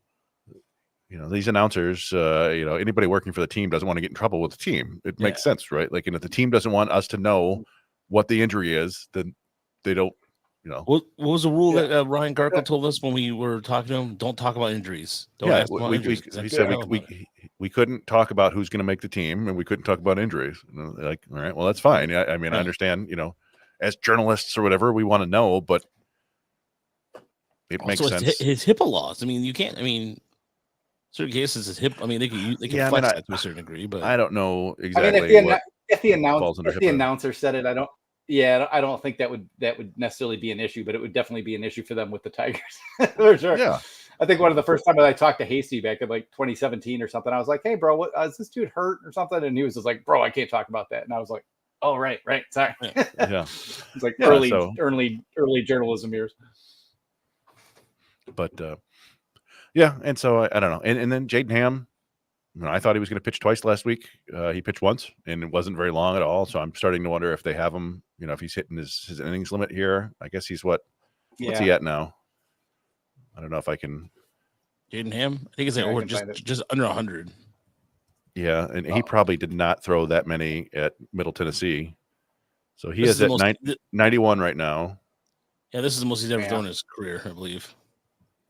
So generally they probably don't want him to go much beyond like 110. Yeah, let's see. So 91 right now. Middle Tennessee last year, he threw 79. So yeah, I think that's exactly right, Brandon. Probably 105, 110, somewhere in that range. So yeah, I don't know. He's probably got 3 starts left this season. Yeah. But Madden's arm slot got a little wonky here, and just on those last handful of pitches, he's kind of reverted back to the high arm slot. Well, I mean, but that's all right. He's doing fine. And that's something we talked about, in the minors, right? Was when, second, third time through the order, things got a little wild, and he would let things snowball on him, and suddenly, be like 5 innings with 8 strikeouts and no runs, and then it would end up 5 1/3 with like 6 runs. Like, what happened? Yep. So yeah, maybe he's just in his velocity looks like it's down a little bit, down to like 92. So who knows? He may have gotten super amped up. Also, it's hot as hell, right? So we'll give him a little leniency there. That's true, and he was just amped all day. Probably didn't sleep that much last night. So and they're not going to let him go more than 5 anyway, I wouldn't imagine. There you go. Popped him up. There we go. Nice. Oh, Torkelson taking charge. Get in there, big fella. All right. Well, yeah, all things considered, that's a pretty strong debut. I mean, you are facing one of the worst teams of all time, but 5 innings, only 1 earned run. Give him a round of applause there. Yeah. Well, seriously, with 80, I mean, if he's done after 86 pitches with the heat down there too. First major league start. And the adrenaline too. Yeah, you're not gonna be at your best. Yeah, sweating bullets. Yeah. There's. So all right. Let's see. We'll move on. We'll move down to Lakeland, which is kind of an interesting week. We were talking about how they had been depleted, and then suddenly people came back. Briseño came back. We had some of these guys move up from the FCL. Corey Joyce is back. We had several 2024 draft picks debut. I didn't get Jack Penny's numbers in there, but he had a decent week. But yeah, it was Jose De La Cruz teasing us once again with his potential to hit for power. 3 homers, 2 doubles, 7 RBIs, but I don't know. Yeah, we know. Yeah, I think we've all kind of given up there and everything. But boy, it's hard not to dream when he's launching nukes, because he can really get into it. But yeah, Sloan looked fine, not great. Ashman looked really good. That was nice to see. Came out there and just racked. You got misses. Yeah, 7 whiffs. Yeah, that was and something we had heard about him is he has the invisible fastball. And, Raj told me about it. It was his first debut, and he's like, 7 whiffs. And I looked, it was like 15 total pitches and 7 on 12 fastballs. It's like, what in the world? Really has it back and coming right out from behind his head there. Yeah. So, that's something to keep an eye on. That's fun. So Jack Penny, by the way, if you're interested in the stats for the week, thanks. His first week officially at Jackson. Yeah, by the way, Jackson Strong Camp is coming out on Twitter pretty nicely. Nice. So it was good to see. I love when we pick up new people on our. You can always tell where they're part of the country. Northern New York now, or upstate New York, is now fully aboard now. Yeah. So Jack Penny was 6 for 20 on the week, batting .300 with 4 RBIs, 3 walks to 4 strikeouts. Nice. Yeah, he's looked pretty solid. Just in the early looks, he looks more like a second baseman than a shortstop to me. But that's not terribly uncommon, and you can get away with that in the low minors at least. And he seems to have a pretty good plan at the plate, so that's nice to see. Double from Torque, nice. And they bring in the lefty to face Torque, always smart. That's a great size more right there. Yeah, I mean, this is the one thing you like. The White Sox bullpen, in addition to everything else about the team, is pretty bad, but. They're starters. They're at least, starting pitchers sometimes with anybody. If you're starting in the majors, you've got at least something that made you viable. You get like, was it the kid the other day that had like 8 different pitches? Oh yeah. Kind of was. Yeah, then I you forgot see his name. Tukey comes out there, and Tukey's arm slot still just looks like, he doesn't actually have a shoulder joint, and it's just like, Yeah. one from this slot, one from here, all over the place, throwing tons of splitters, still just a mess. We love a little Schadenfreude with the White Sox, and I had to laugh at the narrative coming out that they didn't like that Pedro Grifol kept telling them to just wash this one, move on to the next game, stay focused on today's game, and Grady Sizemore was like, I don't believe in that, we got to grind it, when we have a bad game, I'm going to yell at everybody. Yeah, well, we'll see how that goes for them, but yeah, I don't know. Gabriel Reyes, sorry, I'm pivoting back to Lakeland, but no, it's good. Gabriel Reyes looked good to me. He had a little bit of a bounce back. He had a rough outing before that. Still, 3 runs, but still showing interesting stuff. And we've talked about Minton and Sears a bunch this year. We haven't really focused on them a ton, but they continue to get the job done. It's in different ways. Mm-hmm. And Sears just racks up the strikeouts. You just worry about the walks down the line. And Minton kind of has he's got a really nice curveball, but everything else is kind of. And I think his sinker was up to the mid-90s, so that there's something there. But I think he needs to develop a more consistent third offering. Yeah, whereas Sears is up to 96 as a lefty with a good breaking ball. You like to see that. Hey, there's our. Well, this is Grady just looks. I had to download this because he looks clueless. Like, I'm imagining the White Sox. What am I doing here? Oh, who knows? Sorry. I mean, you see, like the first time big league managers are always a little bit, not always, but. A lot of the times they're like, it didn't work out. Hinch's first run in Arizona only lasted a year and a half. Yeah. Ausmuston. Oh wait, yeah. Yeah, I mean, not everybody can be Jimmy Leland. Yep. Yeah, I really like Reyes.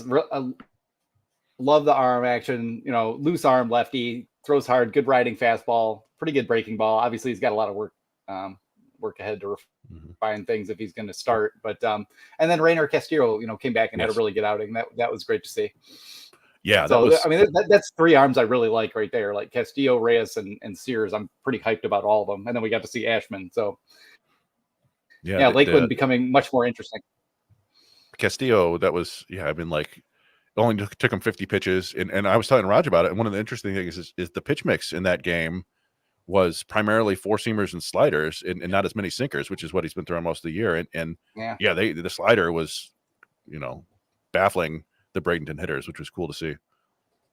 Yeah, I think there's. I was going to say one of the things I told Chris was like, I think they is part of. And Brandon, I think you can allude to this too. I think each pitcher has a individual profile, and I think what happened or individual plan. So I think during the season, they break down the plan to where they'll focus on a certain pitch, and that could be the case with Castillo right now. Yeah, very well could be, because they want to give it to him bite size, and you also see like they don't let these guys out of the of rookie camp basically until they've got 2 pitches like at least somewhat dialed in now. Whereas when we started covering the system years ago, I mean they just started pitching you, and then they watched what happened, and maybe after a year someone would make a little adjustment for you or something. But there was a lot of just like, hey, figure it out, kid, for a while. And now you can tell how much work they put into getting their conditioning and mechanics right, and teaching them how to kind of go through the routine, teaching them how to learn to some degree and make those adjustments. So it's nice when you see these guys come out and you're like, okay, they look a little bit better than they did in college or wherever you last saw them in high school, scouting clips or whatever. That was kind of the disappointing thing about Paul Wilson, to some degree, Blake Dickerson this year, is that they actually didn't look as good as they had. And they got sucked right back into you can't see these guys for a while. They're not ripe yet. By the way, Wines is the guy who they picked up from the Boston deal for Trey Wingate, I believe, correct? Yeah. So, he had a good week, and then they bumped him up to West Michigan. The only other thing, Josue Briseño, very nice to see him back. He didn't do a ton, but just to see him back this year was fun. Yeah. And our guy, Frangier Bermantia, is really fighting it right now. He is struggling down there. It's interesting watching his plate appearances, because like he's battling, and he's usually these long plate appearances, but then he just every time it's like whoops, like he swings and misses at a pitch that's like a foot below the zone. You're like, I think he'll be okay. It's just I think his swing from the right side is actually better than his left side, and he's just not getting a lot of opportunities there. But again, young kid jumping up a level. I think he'll be playing there. he'll probably be, Bryce Rayner's double play partner for most of next year, probably playing second base or maybe might play third too. So, but yeah. And I guess we can finish with just a quick look of the DSL season, which is officially over for the Tigers at least. The DSL Tigers 2 did make the playoffs, and they won the first game in their 3-game series against the Rangers, but then dropped the next 2. Just not enough offense for them, unfortunately. But it was still nice to see. And yeah, we didn't discover that you can actually watch those games until now. We're like, what? Oh, we could have been doing that all year. But yeah, you can watch those games, and it was fun. Ronald Ramirez is kind of the guy who's been hitting like crazy all year. He had 2 doubles in the first game, but really skinny kid, doesn't have a lot of power yet, but certainly seems to have the bat to ball skills to move up to the States next year. Yeah. Can someone from the Dominican explain to me where this Fran prefix is coming from now, where it's like Fran Yerson, Fran Yerber? Yeah, come on. You're killing us. How do we shorten this? Somebody help us. Yeah, it's I don't know. Yeah, that's it creates issues with text and so forth. But yeah, just some fun players down there to keep an eye on. A lot of these guys I think are going to come north. Madero is a guy that we haven't talked about much, but he's performed fairly well in limited duty, and he's another big kid. He's listed like 6'2". I don't know what his weight is, but I was watching him like, yeah, that kid's big. He's like another Briseño, so it might be fun to see him next year. And Osorio is the one that like they gave all that money and he finally performed. It's just like it's tough to believe in when you spend 3 years in the DSL. Yeah. Got a little look at Miranda. He didn't do anything either, unfortunately. So yeah, I think he's going to have to repeat, which is not ideal. But I'm looking forward to seeing more of Ronald Ramirez. So yeah. That, like I say, he can really hit. He doesn't have a whole lot of power, but he, it's maybe that'll come with time when he gets bigger. And Jesus Pinto is a guy that he's like the tooled up one of this group. Like there's some strikeouts there, but he's impacting the ball more than you would think for a kid his size and his age. So might be fun to see him come north too. By the way, there is the DSL Tigers, the DSL 2 Tigers, right? They made the postseason. That's what it was. Yep. They lost to the Rangers red, I think it was. They thought they had it, but then they just couldn't score in the next 2 games. Third Tiger team to make the postseason this year, so just kind of give them credit for that, though. Yeah. So Sean Gunther is in now for the Tigers. So Madden's final line of the night, it will go down like this: 5 innings, 4 hits, 2 runs, 3 walks, 2 strikeouts, and 52 strikes on 87 pitches for him. So there you go. Ty Madden, good, just an inning shy of a quality start there. But still, giving the Tigers 5 innings, and they definitely need it as a comeback. They're down 2-1 here in the bottom of the 6th, as the White Sox have Sheets, Lee, and Fletcher coming up to the plate here. As let's see here, I'll bring that feedback in here. That's tough. That tough to strand a leadoff double there with Torque, but you hope Ibanez comes through. He can't do it every single time, but the pop out to first was not great. And then you got Sweeney against the lefty, which is not ideal. He's really struggled against lefties, and then Dingler just can't do anything right now. He's unfortunately he's going through one of those stretches that we saw a lot in the minors up until this year. Yeah, where he's just not seeing the ball at all. It's lots of strikeouts and unfortunate, but hopefully he can find a way out of it. I wonder. He's also got a lot of work going on. I'm sure AJ is just all over his butt as far as like every little detail, and there's plenty for him to pick up and learn from those guys too. So he's probably not 100% focusing on his hitting at all right now. So I'm not going to worry too much. But there is a question about this. Whereas should they have was it worth it to trade Carson Kelly? Would you rather have Carson Kelly and Dingler next year in case Jake doesn't hit next year? We're gonna have to see how that plays out. But the progression was there, and he had such a good year with Toledo with the bat that it was obviously time. But it's also certainly no guarantee yet that he's a bona fide starting catcher. Defensively, sure, but he's got some work to prove there. But hey, Keith sucked for a month, so I'm not too worried. And I just wonder a little bit if he's he had gotten pretty used to playing basically 5 times a week, and now it's more like 3. Yeah. I wonder if there's a little adjusting there. But I'm not too worried. It's unfortunate that inning didn't work out better, but it's the White Sox bullpen. They'll have 3 more chances, if not 4 more chances to score. So I still feel like they're going to win this. I was writing about this on our site the other day. It was just that I'm kind of laughing at myself at how confident I am in this team right now, and there's no real reason for it. Like, they're playing good baseball. They've got Riley and Cart back. You know, you feel like the offense is as good as it's been all year for sure. But they're still piecing this thing together with Scuba, Montero, and just just a mess of arms. So but yeah, for whatever reason, like every AJ Hinch team comes down after the All-Star game like a house on fire, and also every AJ Hinch team also falls on its face in June with injuries for some reason. But I don't know if that has anything to do with AJ Hinch, though. But it'll be interesting to see if they use Green off the bench at some point tonight. It's a masterclass managing, though. That's for sure. It's another good job here by AJ Hinch there down the stretch. It also helps the schedule. It's been favorable too, so they've taken advantage of the favorable schedule. So, but that's true. Looking here at just the deeper Madden stats. So 46 fastballs. That was 53% of his pitches. 27 sliders, 31%. So still, basically 85% 2-pitch pitcher. 8 cutters. That's 9%. 4 changeups and 2 curves. End up with 8 whiffs, 2 on the fastball, 5 on the slider, and 1 on the cutter.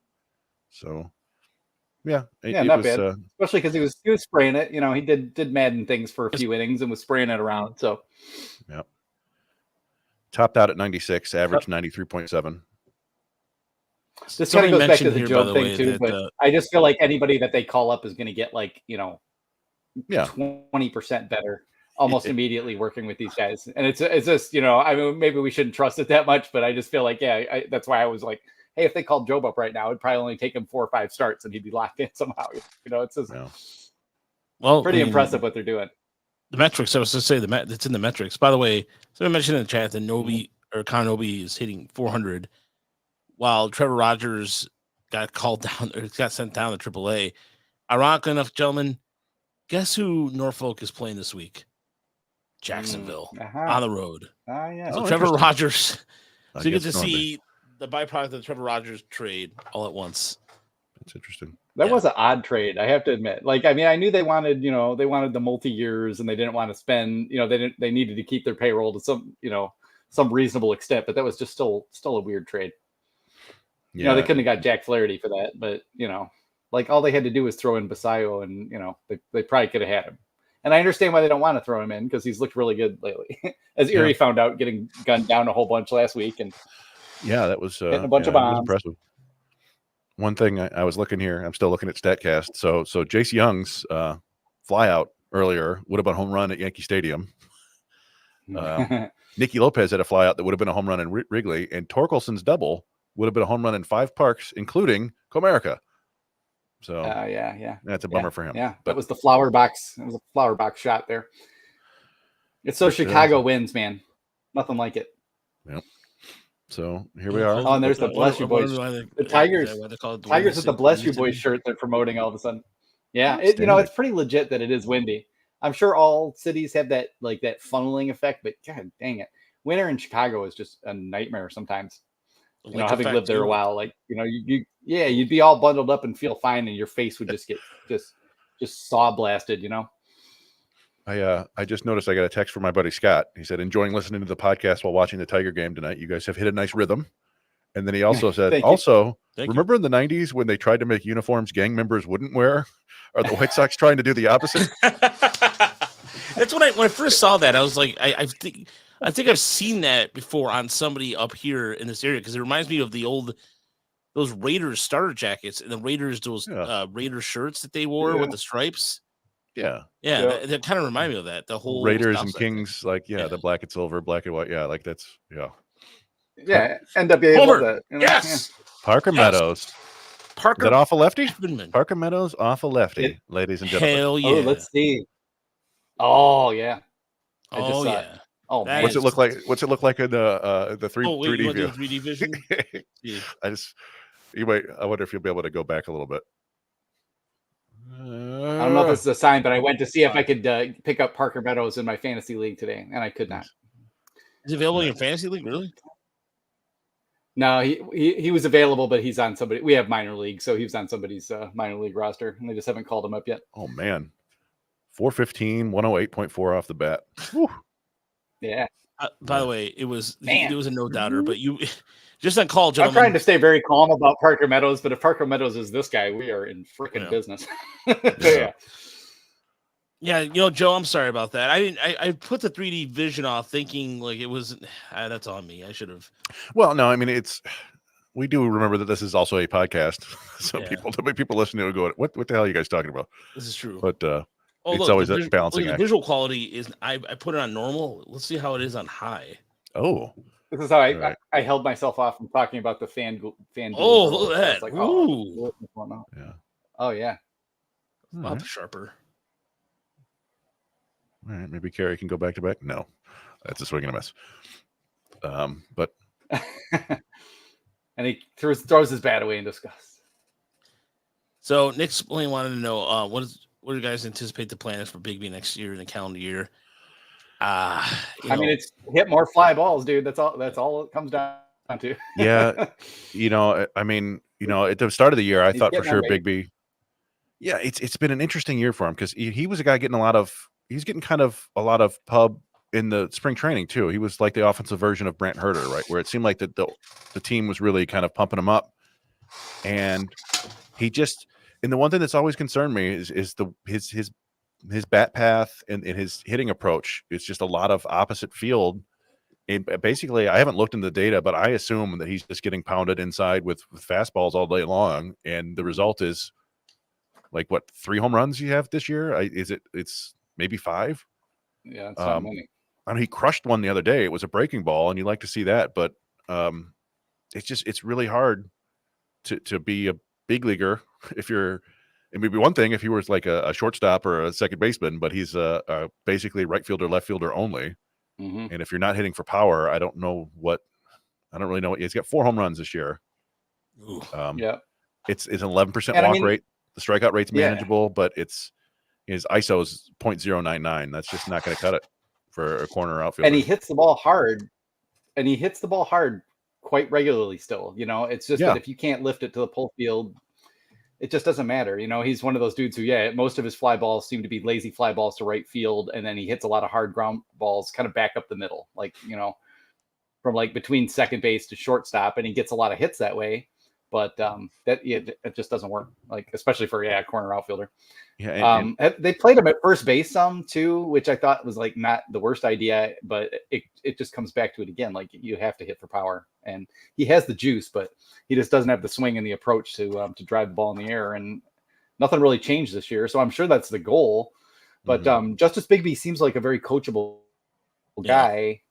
He's known for a year and a half, 2 years that they like that you do these things, but you have to do this, and he hasn't been able to do it. So I'm not real sure where you go from there, other than like trying to train more bat speed and catch more pitches out front. I don't know, something. Let's look, and we should check him for how he hits velocity as well. It'll be fascinating to see if they add him to the 40-man, because I think they have to. But it's one of those things where like, yeah, I would too. But you wonder if another team's like, yeah, all we have to do is do this, and right, and he'll start pulling the ball the very Dodgers hard. Are just like, hey, you need a different leg kick, and then boom, The Rays are like salivate or just kind of drooling to get the chance in him. But I agree. I think at this point, he's our new Yandy Diaz, Yeah. Meanwhile, Matt Vierling, who I was just talking about the other day, doesn't walk nearly as much as he should for a guy with his plate discipline ability. He got multiple walks today, had one yesterday. Like he's got like 3 or 4 walks in the last 2 games, which is good to see. But let's make it last, Matty V. It would be nice if Keith just goes a little opposite field right here, just take the pitch with it. Yeah, it'd be interesting. I wonder if Schuster got Carpenter on a changeup. I think, right? I wonder if he would try that again with Keith. No, he got him with a slider. Who did he get with a changeup? I thought he did it with the changeup. Maybe they changed it. Okay. Maybe that was last inning. Yeah, Bigby's hitting 167 against fastballs, 95 and better.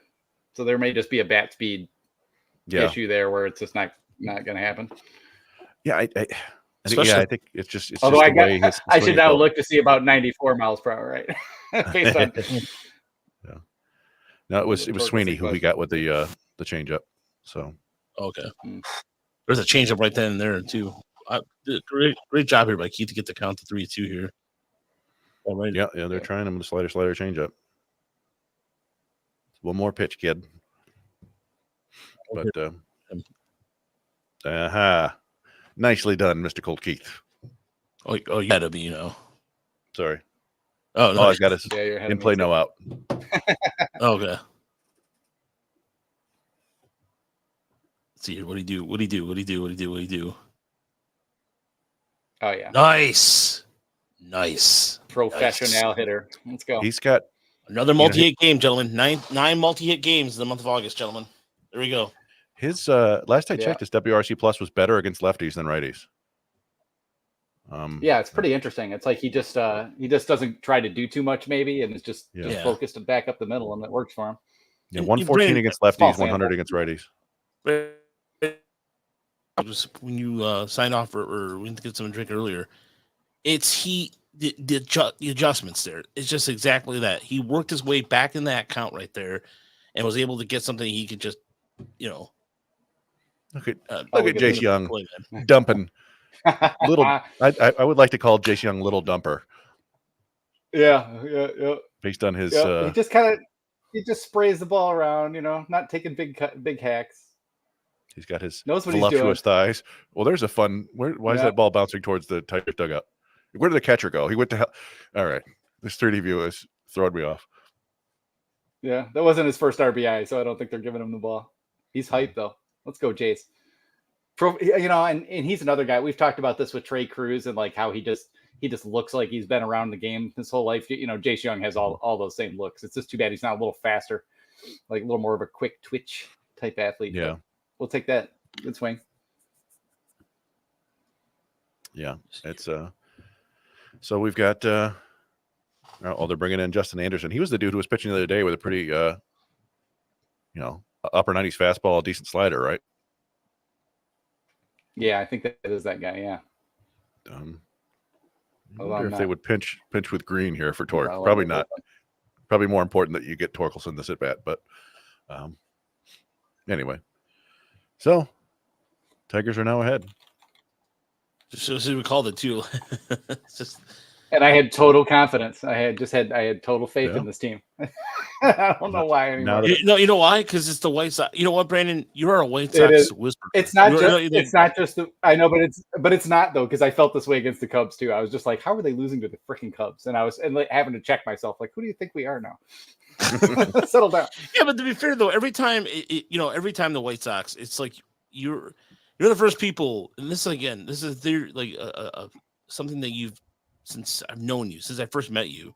The White Sox are going to be for just forever in a state of crap. They're going to build it up and then tear it back cultural down. rot. Yeah, rinse and repeat, and it's like clock. It's like a clock to turn. What's that term? The clock is wrong. That's Oh, always- yeah. Even Even a broken clock is right place. yeah, whatever. Yeah, that's how it is with the White Sox rebuilds or playing. Yeah, effort, Jerry period. Jerry Reinsdorf needs to die. That's all there is to it. Sorry, Jerry. You had a good life. And we want you to live as long as possible. I want you to live till you're like 105. Just Howard Hughes up in your penthouse in Chicago somewhere with long fingernails. Like, I don't like the way that attitude on that kid there. Key in Kick jars. him out. Trade that Luis Robert kid to the Tigers. I don't like him. He's got an attitude. The old jars of urine. But That's a Howard Hughes reference, folks. Just so you know. yes, Yeah, there's a great Simpsons episode with the Howard Hughes reference too. yeah, Mr. Burns when he gets to the casino and stays up all the time, and then Yeah. yeah, we've got once again. I mean, 10 multi-hit games this month. Yeah. Oh, really? So- That's Wow. right. Heck yeah. 10. So let's just let me make sure I got that right. I feel like I'm missing something. Yeah, people were starting to get on the like, oh, well, he isn't hitting that many homers, and it's like, well, just settle down. Who cares? He's hitting one. The homers will come. Yeah, the homers will come next year. I'm predicting 25 next year. So That's what Yeah, I you think- picked too, right, Chris? I think so. I mean, we were talking like, is that a ooh, Torkelson? oh, Yes, sir. Torque Yeah, Daddy. Torkelson bomb on 3D. That is All a right. 3-run homer. Boom, boom, boom, doom, doo, doo, doo, da, da, da, da, da, Oh, da, da. That's juicy, baby. We don't need any Oh, help look this at offseason, guys. We're down. Oh, you see Torque looking at the dugout. Weird No, looking hugs, hug. pets. Yeah. Nice to see that. You bring in the bullpen, and what was that pitch that he got? That was a 86 Yeah, mile an hour pretty. slider right over the heart of the plate. That's what he needs to do. Yeah, it was Don't miss juicy. those. Yep. Got to crush that. It's good to see him happy at least. Yeah. There had to be a And rough that is- summer for him. Yeah, like I That don't know. was We don't necessarily think about that too much, do we? We're like the mentality of these kids. I call him a kid. It's his birthday, I isn't try it? to. I mean, I'm going to call him a kid because I'm going to be 50 in about 2 months. He's a little Yeah. punk kid to me. Sit But yourself isn't- down, Spencer Ferguson. Listen to me, boy. Let me tell you about these things. Tell you about life. Yeah, today. Let me tell you about life, son. His 25th birthday. Let me tell you Homer. about the That's great nice to see. Oh, that is nice. Let me tell you about the great winner of 78. Andy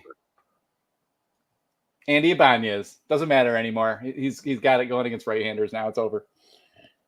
Oh man, there's been one of these innings in every game so far for the White Sox. Wasn't it that they'd blown more leads than they have wins, right? Something like that. Like Yeah. they've blown like 50 leads this year. Yep. And yet again. So it's been fun. This has been fun. We can't It's compete with been Benetti blast. and Peaches. Those two. So by the way, Benetti we're three- and I never would we're have now imagined officially- that Dan Petrie. Oh, sorry. Go ahead. oh no, I was just gonna say Keith is a hog. What was I say? No, I was gonna say the Tigers we're 2-0 since we started doing this. Well, if they win tonight, we'll be 3-0. So Oh no, we're gonna have to keep doing it. Oh god, that was 439 feet for torque. 108.8 off the bat. Yeah, that was.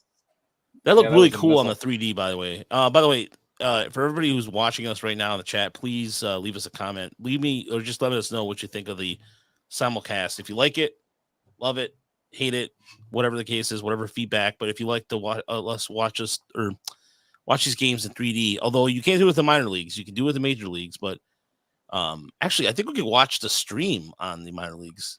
Yeah, I I think. think Without getting that's. copyrighted to death. Oh really? I Yeah, think Oh, so. that might be cool. yeah, we could do that for the. Yeah, we should watch a Jobe start. Yeah, that's what we should do. Yeah, Jackson Jobe, that'd be awesome. So, Well, let's see. When will he be scheduled to pitch next Thursday?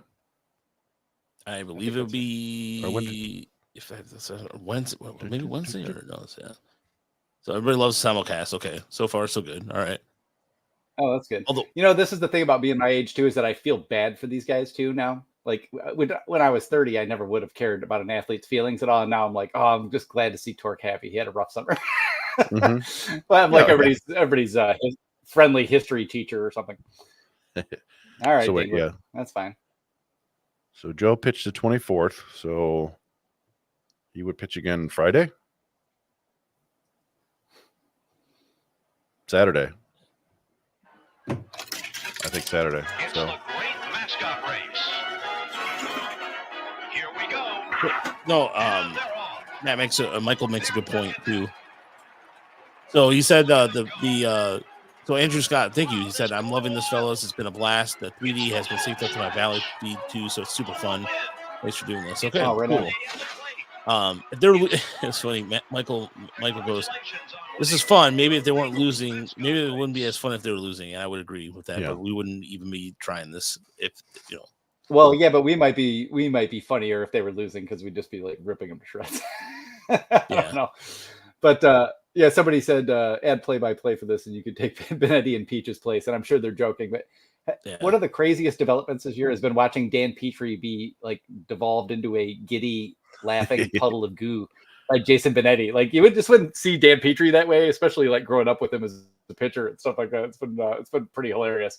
I know some people, Benetti gets on people's nerves because he talks too much about other stuff or whatever. I don't care about that opinion at all. But the two of them as a duo has been pretty good. I mean, I like Avila. I like it when Carlos Pena is there. Overall, the broadcast, like the whole mixing and matching of people has been great. Even when Gibby gets in there, I'm happy. The other day, Because he and when- Gibby just when kind of bicker, which is hilarious.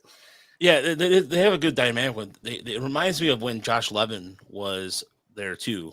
It has that kind of Josh Levin feel to it because him and Levin and Yeah. Kirk Gibson were one of the best combos I've ever listened to watching the Tigers game. But it was, Yeah, what did they used to call that? It was like the jock and the nerd or something like that, right? Like they were leaning into Josh Lewin being kind of like a little weasel.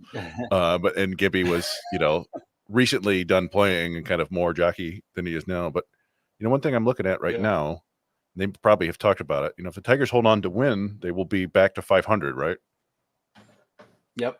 Yeah. Which First not time since counting. 2016. I'm sure this has to be the first time since 2016 Yeah. this late in the season for sure. Not counting the That's fair, Ty Cobb. I mean, it's redundant. I mean, you think it's redundant. That's fine. That's fair. not counting the 2020 COVID year when they were 17-16 on September 1st, and then finished 18-30. But I'm looking. It looks like at least since they finished October 2nd, 2016. They were 9 games over 500. So Yep. certainly the Yeah, latest. Jason Benetti did get out of Chicago at the right time. Absolutely. Shout out to Sarah Castillo making an appearance in the chat. Yeah, with an Tried to yell at Rod about Allison something. Chains reference. Oh, I assume the man in the box. Yeah.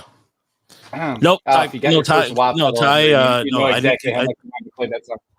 No, Ty, I didn't look at Ty Cobb. I did not look at it that way at all. So thank you. No, seriously, I don't mind that at all.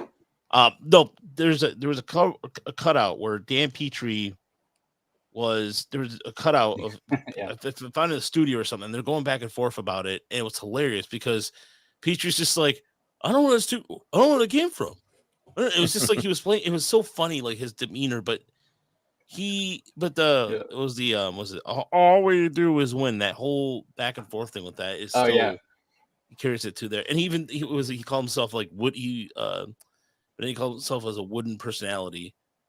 That's pretty funny. Hopefully that's caught. Okay, that's caught. All right. Nope. No, it's a single. Needed Javi for that one play, but he dotted Luke. that first pitch on the edge. Hello, fellas. Tigers 9 outs away from being 500.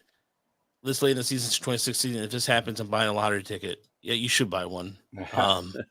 yeah. Well, I bought mine at the beginning of the year, which was a bet on Tarek Skubal to win the Cy Young for $100, and I think I win Nice. $1,100. I'm feeling real good about that one. Outstanding. Yeah, I'm curious about how they're going to handle Skubal.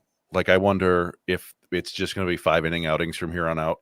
Basically, like unless he's cruising. They could even go 6 days with him. I kind of thought they might just go six days because he'd only lose one start. It doesn't matter that much. He's so far ahead in most of the categories. And you know what? We may see that when Mize comes back and if Olsen comes back, they actually will have enough starters to go like a 6-man rotation if they wanted to. But I'm looking at, so how many innings does he have this? He's at 160 this year. He had 80 last year coming off an injury. So they may want to, and that's not counting, I don't know, he probably had a couple in the minors, didn't he? Let's see, 2023, 14 in the minors. So he had about 95 last year. Well, he's well over what he did last year, but you assume that he's strong enough and veteran enough to handle it, but I don't think they're going to want to push it too far. There's no reason to really. Nice play by Keith there. Almost got the double play, but not quite. Yeah, I mean, I think the difficulty in doing this, like we always have a little bit of difficulty in talking over each other. And there's like, am I talking about the game? Am I talking to chat? Am I talking about whichever minor league team we're covering? So I can understand if people feel it's a little bit chaotic, but I think it's pretty fun to do this once in a while. Yeah. No, this is fun. And like I said, it's a nice change. It's a nice change of pace from, like not to say we don't mind doing the slides or anything like that. I love this is a format I like. It's like watching a game with friends, and somebody made a comment about that, and it's actually I feel like it is the case. So pretty good work from Sean Gunther. 1 2/3, 1 strikeout. He's got this man on the base. Who are they bringing in? It's got to be, Fido's gone, Vesta's gone. I would assume they're bringing in a righty. Is it Hannafy? You bring Hannafy for Brisky. Brisky. Interesting. I don't know how much I like that, but yeah, he didn't throw that many pitches. Yeah, I don't either, but he didn't. I guess he didn't throw that many pitches yesterday because he was bad. I just want somebody with a slider, but I don't know. Yeah. We'll see. I'm sure it'll work out fine because they got the magic touch these days. Alavila is cackling in a dark corner saying, I told you all. I told you all. Yeah, I mean, Alavila does deserve a decent amount of credit for like drafting reasonably well, but he was just so horrifically far behind in player development. And things could have gone different for him if he'd gotten on the ball with a lot of things faster.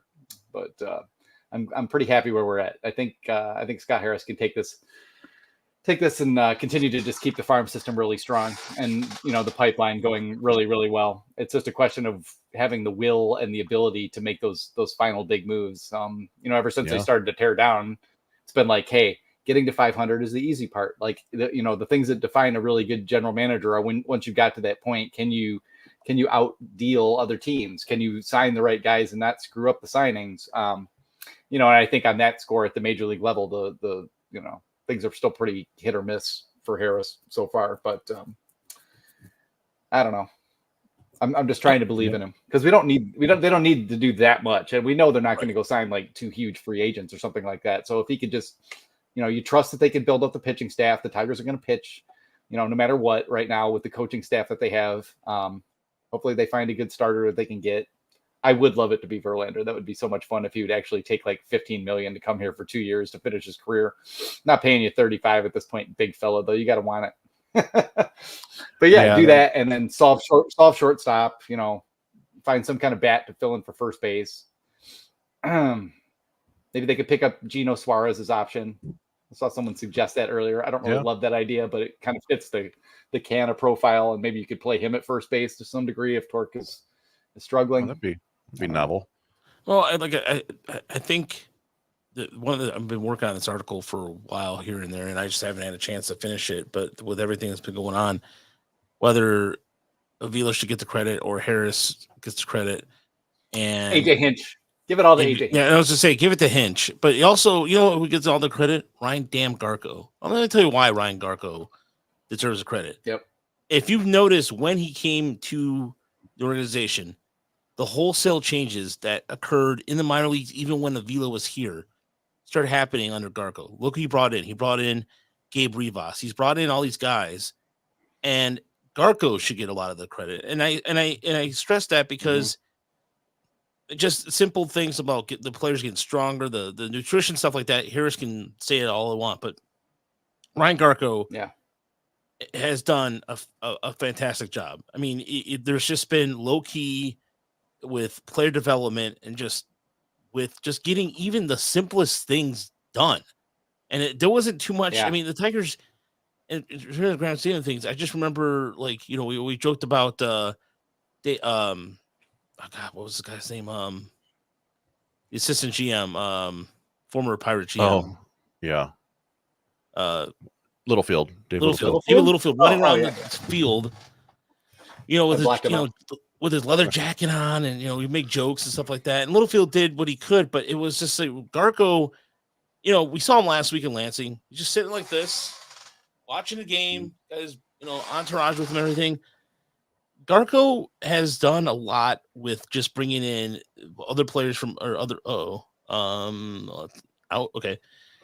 Was that out? Is that a home run? Yeah, it was a cut. Yeah, okay. But no, he deserves a lot of credit, and I think that's.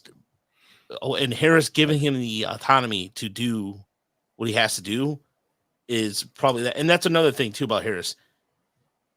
There is one thing that it seems to be apparent to me is that he's letting the guys do their jobs and just go about their business and just deliver the results they want. So and Garco did that, the first year when it was still Avila.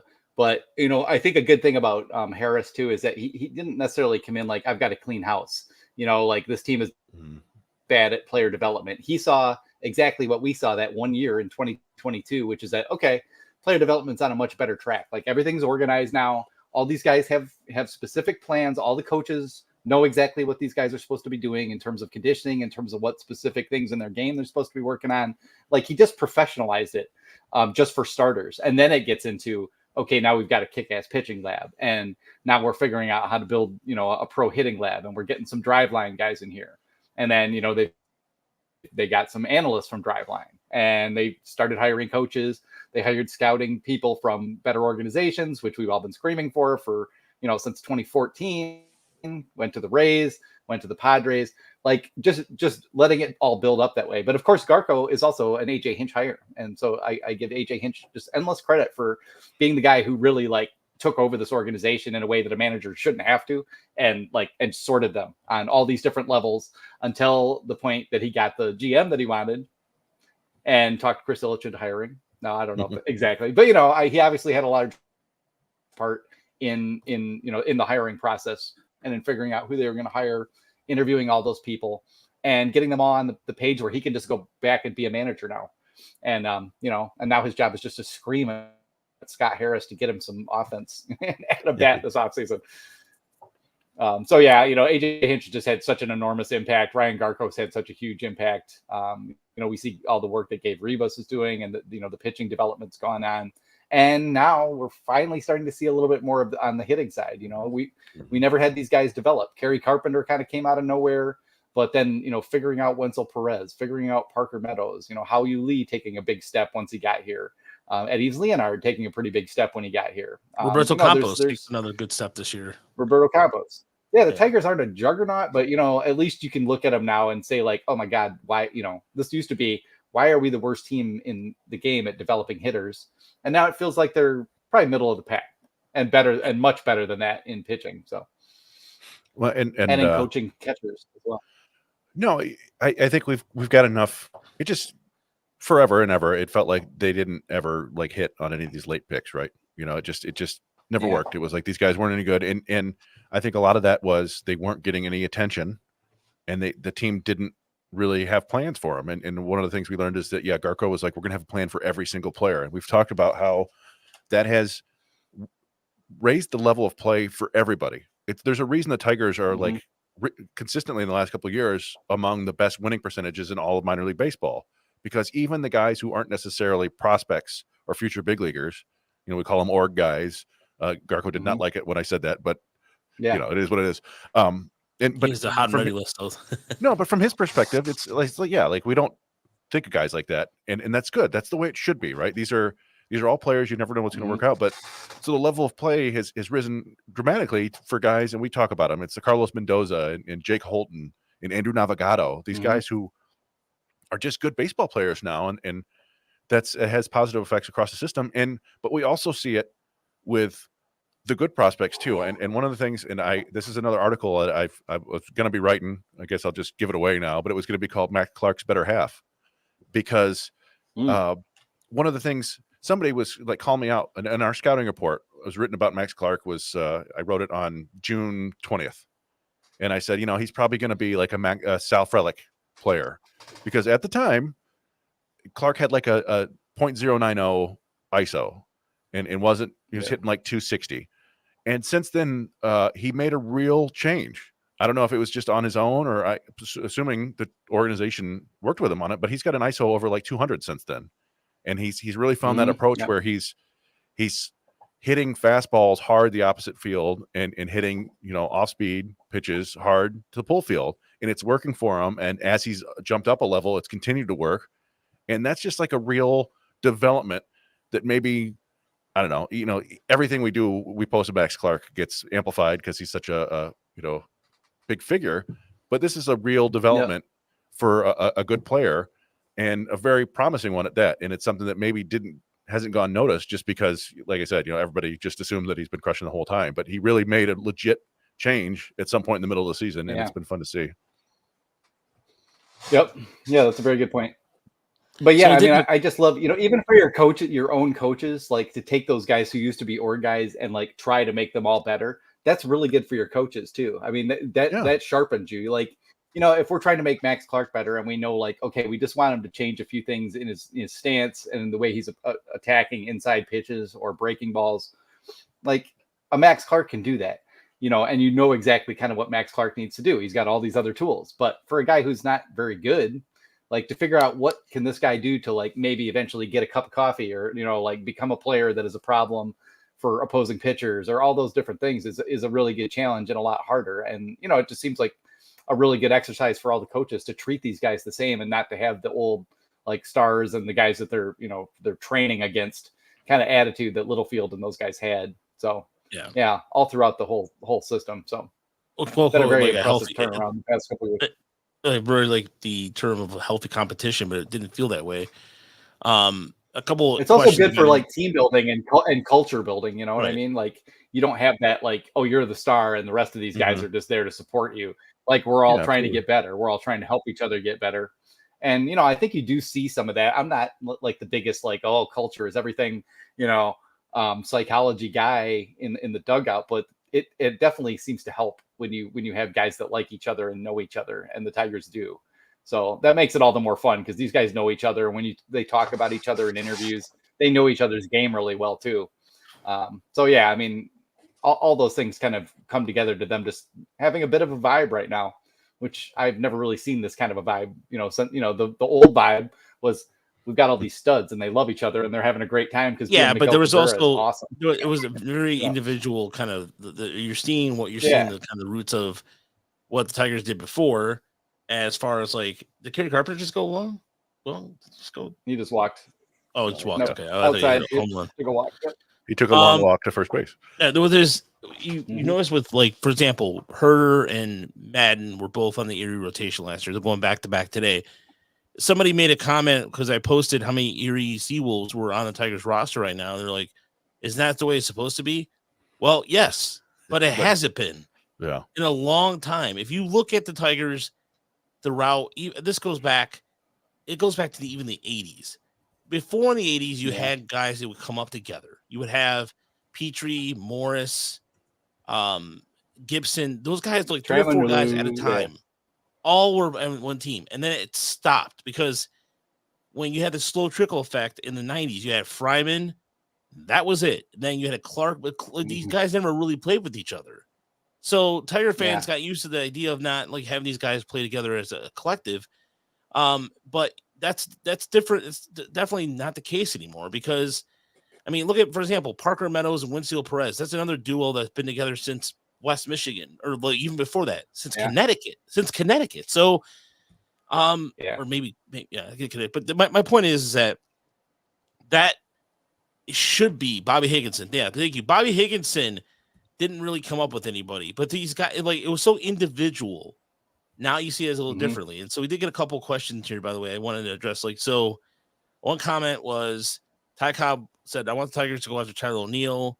It'd be a nice right-handed bat with good offense or good defense in a certain lineup. I like that idea. What are you guys willing to do? I like that idea. I just don't think an outfielder is a priority. Yeah. I'll just put it that way. Like, I'd like to have Tyler O'Neill, but the spots that need, you know, big time shoring up are in the infield. Anyway. So Nick Flynn has talked about Jazz Chisholm if Gerber was willing to move to play third base, but what's his face? Torres, it does not want to play. I mean, I know he says he's a second baseman, and that's what he keeps saying to himself. He's a free agent, right? He's a free agent, yes. Torres, yeah. And then Who says to himself, I'm a second baseman. Yeah, he always that's who I am. That's my identity. Anyway. Serious question here. Which team is in worst position moving forward? The White Sox, Rockies, or Marlins? I think the Rockies. Beautiful stadium, dog shit baseball team. They are so basically screwed by their home field. Like, I don't know, it's interesting. You know, they got Charlie Condon, which is pretty fun. He I'm not super crazy about him, but a lot of people think he was the best player in this draft, and there's a chance he becomes Chris Bryant in his prime, and that's a pretty nasty bet to have in the middle of your lineup. They do a pretty good job on the international market. They keep coming up with these infielders. But yeah, the pitching is just always going to be a question in Colorado, and I have no idea how they're ever going to fix it. Well, and speaking of culture too, I mean, you've got, you know, the owner and the owner's son, you know, running the team like at every level, and that never, you know, I mean, if they had some great track record or something, you'd be like, well, okay, you know, maybe that could work, but there's nothing to suggest that would work, and you know, in general, that's a pretty bad recipe nowadays anyway. So I have a feeling the White Sox will turn things around relatively quickly and get back to being semi-respectable, because they can do that, and they do have a pretty decent international pipeline, and they pulled, some decent prospects. They'll probably be, closer to respectable than you might think by next year. But I don't know. I feel like the Rockies might even have it worse.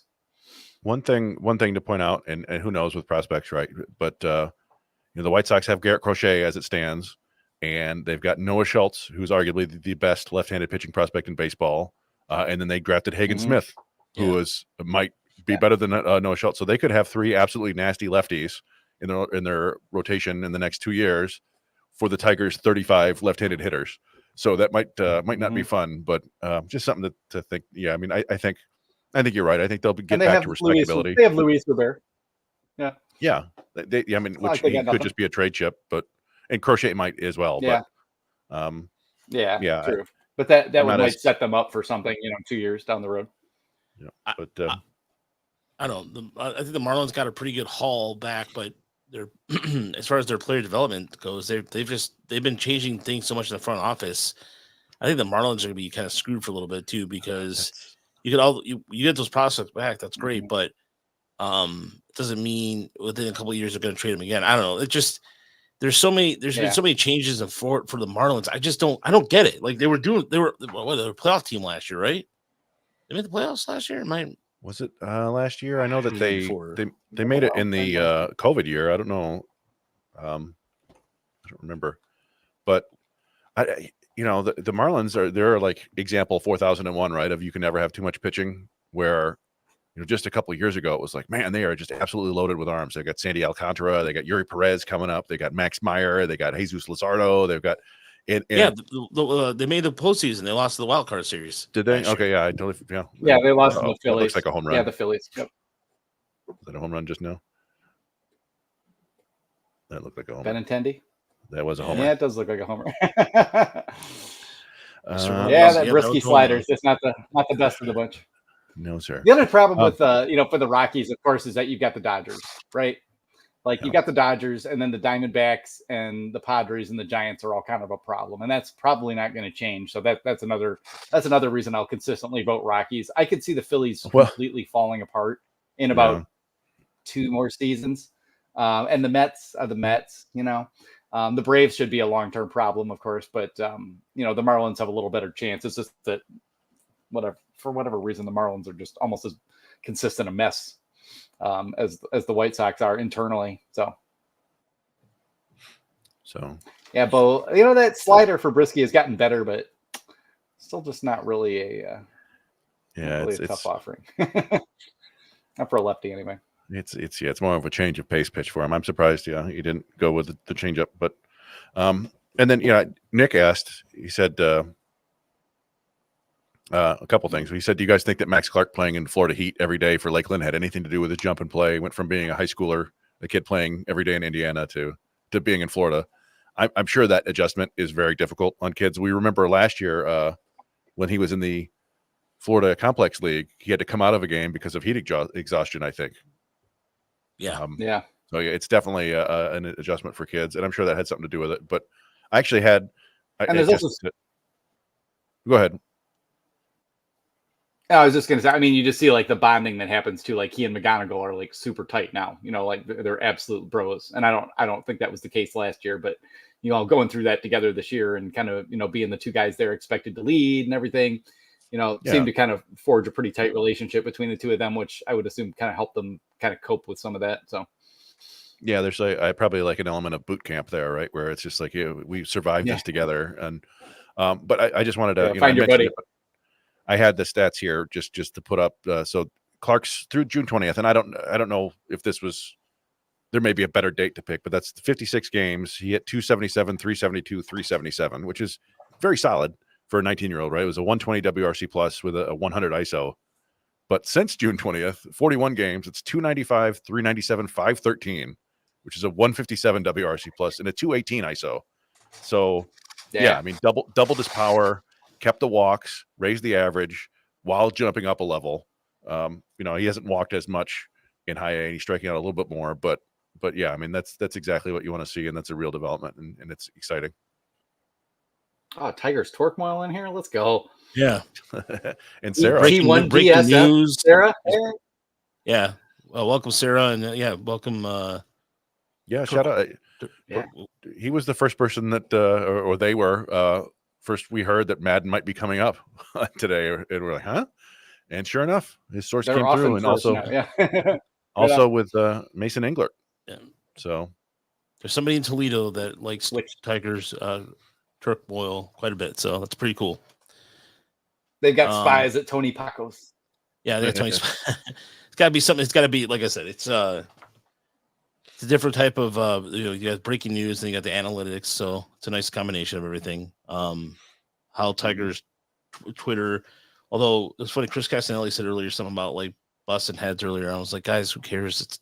It's just busting heads. I don't know. Tiger. I don't know. I hate the term Tigers Twitter. I think it's just stupid. Like, to me, that's stupid.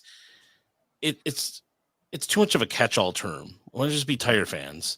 Why don't we have to classify by social media? So I don't know anybody going Tigers Facebook. I don't know. I'm sure there is Tigers. I had to laugh at Tigers Reddit. Tigers Reddit. I was enjoying that Elon continues to call Twitter and tweets, which justified me, because I was like, there's just no way in hell I'm ever going to call this X, bro. No. Sell the thing, would you please? Sell it to someone competent who gives a damn. No, my point is that after the election. My point is, I just don't like all the classifications for it. Just Tiger fans, just enjoying Tiger fans. Just that's it. Like, it's just, I don't know. I'm trying not to think. I know. It's kind of funny though, because it kind of goes back to like the old days where like the M Live like Tigers commenters would get after like the Detroit News regular commenters, and then ours would be involved and stuff like that. That was a long time ago, though. Nice bounce back from Brisky. Nobody wants to run. Nobody wants to run comment threads anymore. Yeah. No one wants it. Yeah. No one wants to do that for sure. Peace. Which pain in the ass. Suddenly decided to turn everything up on the back screen. I thought I did that. You guys hearing that at all? Yeah, it's super loud. Oh, sorry. Oh yeah. So good. We already. There we go. Thank you. Sorry. At least it not. No, I mean it's kind of clever that they're putting ads there and the jumbotron, but yeah, stuffing ads wherever they can. Dan's comment. I like this comment here. I used to list to filter the positive accounts to tweet about the Tigers.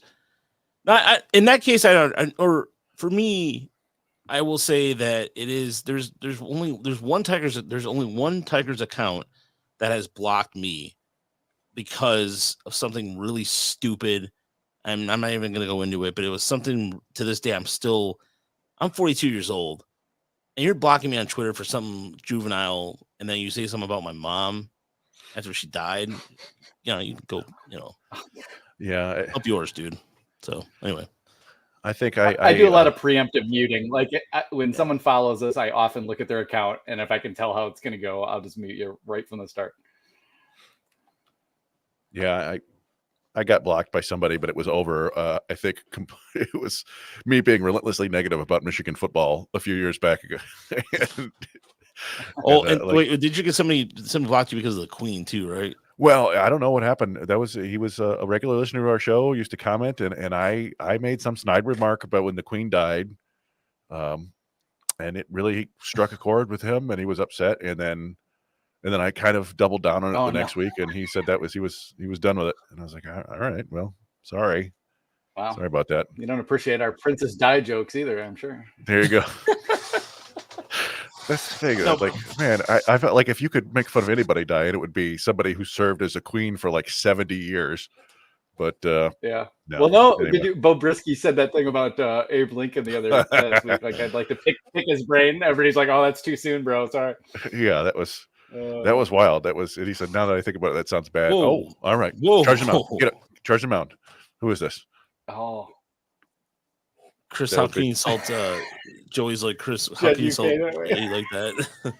In front of the show. No, you think Jed would be upset about that? Jed, I'm sure, was making 5 jokes a minute when she died. Yeah. Yeah. The moment she died, he made a joke. Yeah. No, it would be fun to see a Yeah. bench clearing brawl in this mode, though, huh? Yeah. It would Oh probably wow, yeah, just that'd be wild. it would that'd start be fun. buffering.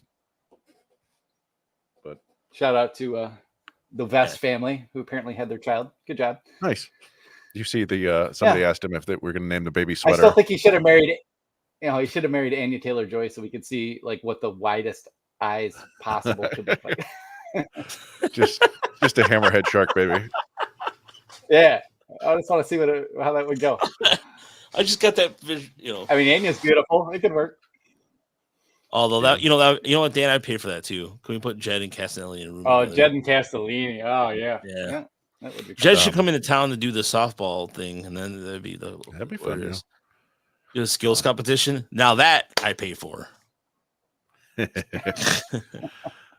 think Jed plays in like men's league over in plays the UK. plays a men's baseball league in the UK.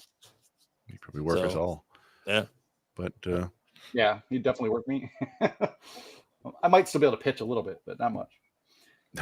No, Michael, it was not Paul. It was not Paul. No, I worked with Paul for many years. We're fine. It was somebody else, and I had predicted they were going to lose by like 30 to Wisconsin, and they did. And then that person was like, "Nah, man, you're being ridiculous." And I came back and I'm like, "See, look at you, be miserable like me." And then that was it.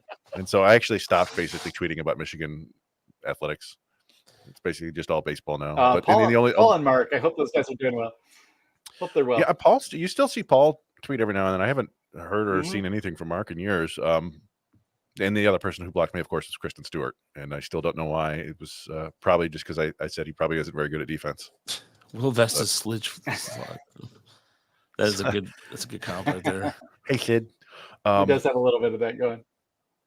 Yeah, that's unfortunate, but you know what? He's pitching well, and maybe. I don't know if he's been a father before, but congratulations to him. I was saying earlier, somebody was talking like he was going to name, if it was a girl, he was going to name her sweater, and if it was a boy, he was going to be bulletproof. Yeah, I love it. Yeah, Will Vesta endeared everyone with the slide at the Little League World Series, and then coming out and just throwing like he was, I don't know, God tier Craig Kimbrell or something. That was nice. Yeah. So, all right, so we've almost made it through the entire game here. This is kind of wild. Yeah, I was gonna say, if you guys want to stick, let Foley close this. Celebrate we might as well stay around for the glorious victory. Yeah, or just talk talk a little about 500 party. But the reason, part of the reason why I was talking on Twitter, huh? What's up? I was gonna say, yeah, we should talk more shit about Tiger's Twitter. No, I'm kidding. I'm gonna take a quick break. And I'll be right back. All right. No, the reason why I was partially blocked too is because it had something to do with John, who is no longer with us. So I don't really. Yeah. Anyway. Oh, stay classy. We gotta always remember him. It would have been nice to have John around for this season for sure. All these young kids coming up. Yeah. But I was just checking up on baseball news there. I haven't checked Twitter in a while. I saw that Drew Smiley's on waivers. Drew Smiley. The Cubs put him on waivers. So interesting. Oh, the gift maker deal. Well, isn't that what's his name? The guy who makes the gifts. He still does it, and then they'll randomly pop up. He's done. I know Tiger Mike has been on there, and he's got us, and he's got Mark. She's done Brandon before too. I think he put me in a fish shirt for some reason. Yeah, that's great. Like what? What in the world? Is it because I had long hair? I don't know. I don't know. Did you have glasses on yours too? Boy, I don't know. Maybe not. But I don't know. Oh, the chick that drew really cool cartoons. What was her name? I remember her. Her name was started with an S, I think. I don't remember her at all. She was on like the Motown or Motor City Sports message boards. Okay. Shoot, what was her name? Sam. Yeah, I remember her. She did a good job. It's interesting, from the old days. I remember Bill Ferris had the Detroit Tigers web blog way back in the day. Some, finding the communities online 20 years ago were a little bit tougher. That came up on the Discord too, because somebody said, I missed that. What happened? Somebody said Don Wirt died, and I said it's the worst day ever. And it's probably is that a dinger? That's an out. Yeah. Oh, how far did that go? Yeah, Kurt Manschlong. That was probably not appropriate, but Oh, Ibanez. No, not Kurt Minching. He's still around. Yeah. Yeah, that was Andy gave that a poke, 352 feet. If anybody, by the way, anybody talks to Hook Slide out there, actually, if they know his real name, tell him we said hello. Yeah, it's been a Peter Welch. I have no see. Okay, so here's the thing about. Here's the advantage, Chris, and this is what we can talk about this a little bit. Hook Slide.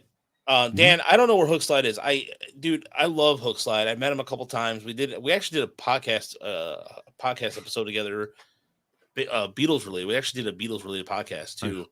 I haven't seen him at West Michigan in a long time either, and I know I haven't seen him since COVID, and I miss that guy a lot. Hook Slide. I know he didn't want his real name out there because people were weird. Interesting. Tyler Holton getting the call here for the save. Nice. But going back to the message boards, you were all on that in there, Chris. I never did them. The only message boards I ever did was when I was in radio. They had a Michigan radio message board. That was my introduction to message boards. But for baseball, I never really got into online blogs or anything like that. So my introduction with that stuff was Twitter. I never knew about those. I mean, I knew about them, but I really didn't partake in them.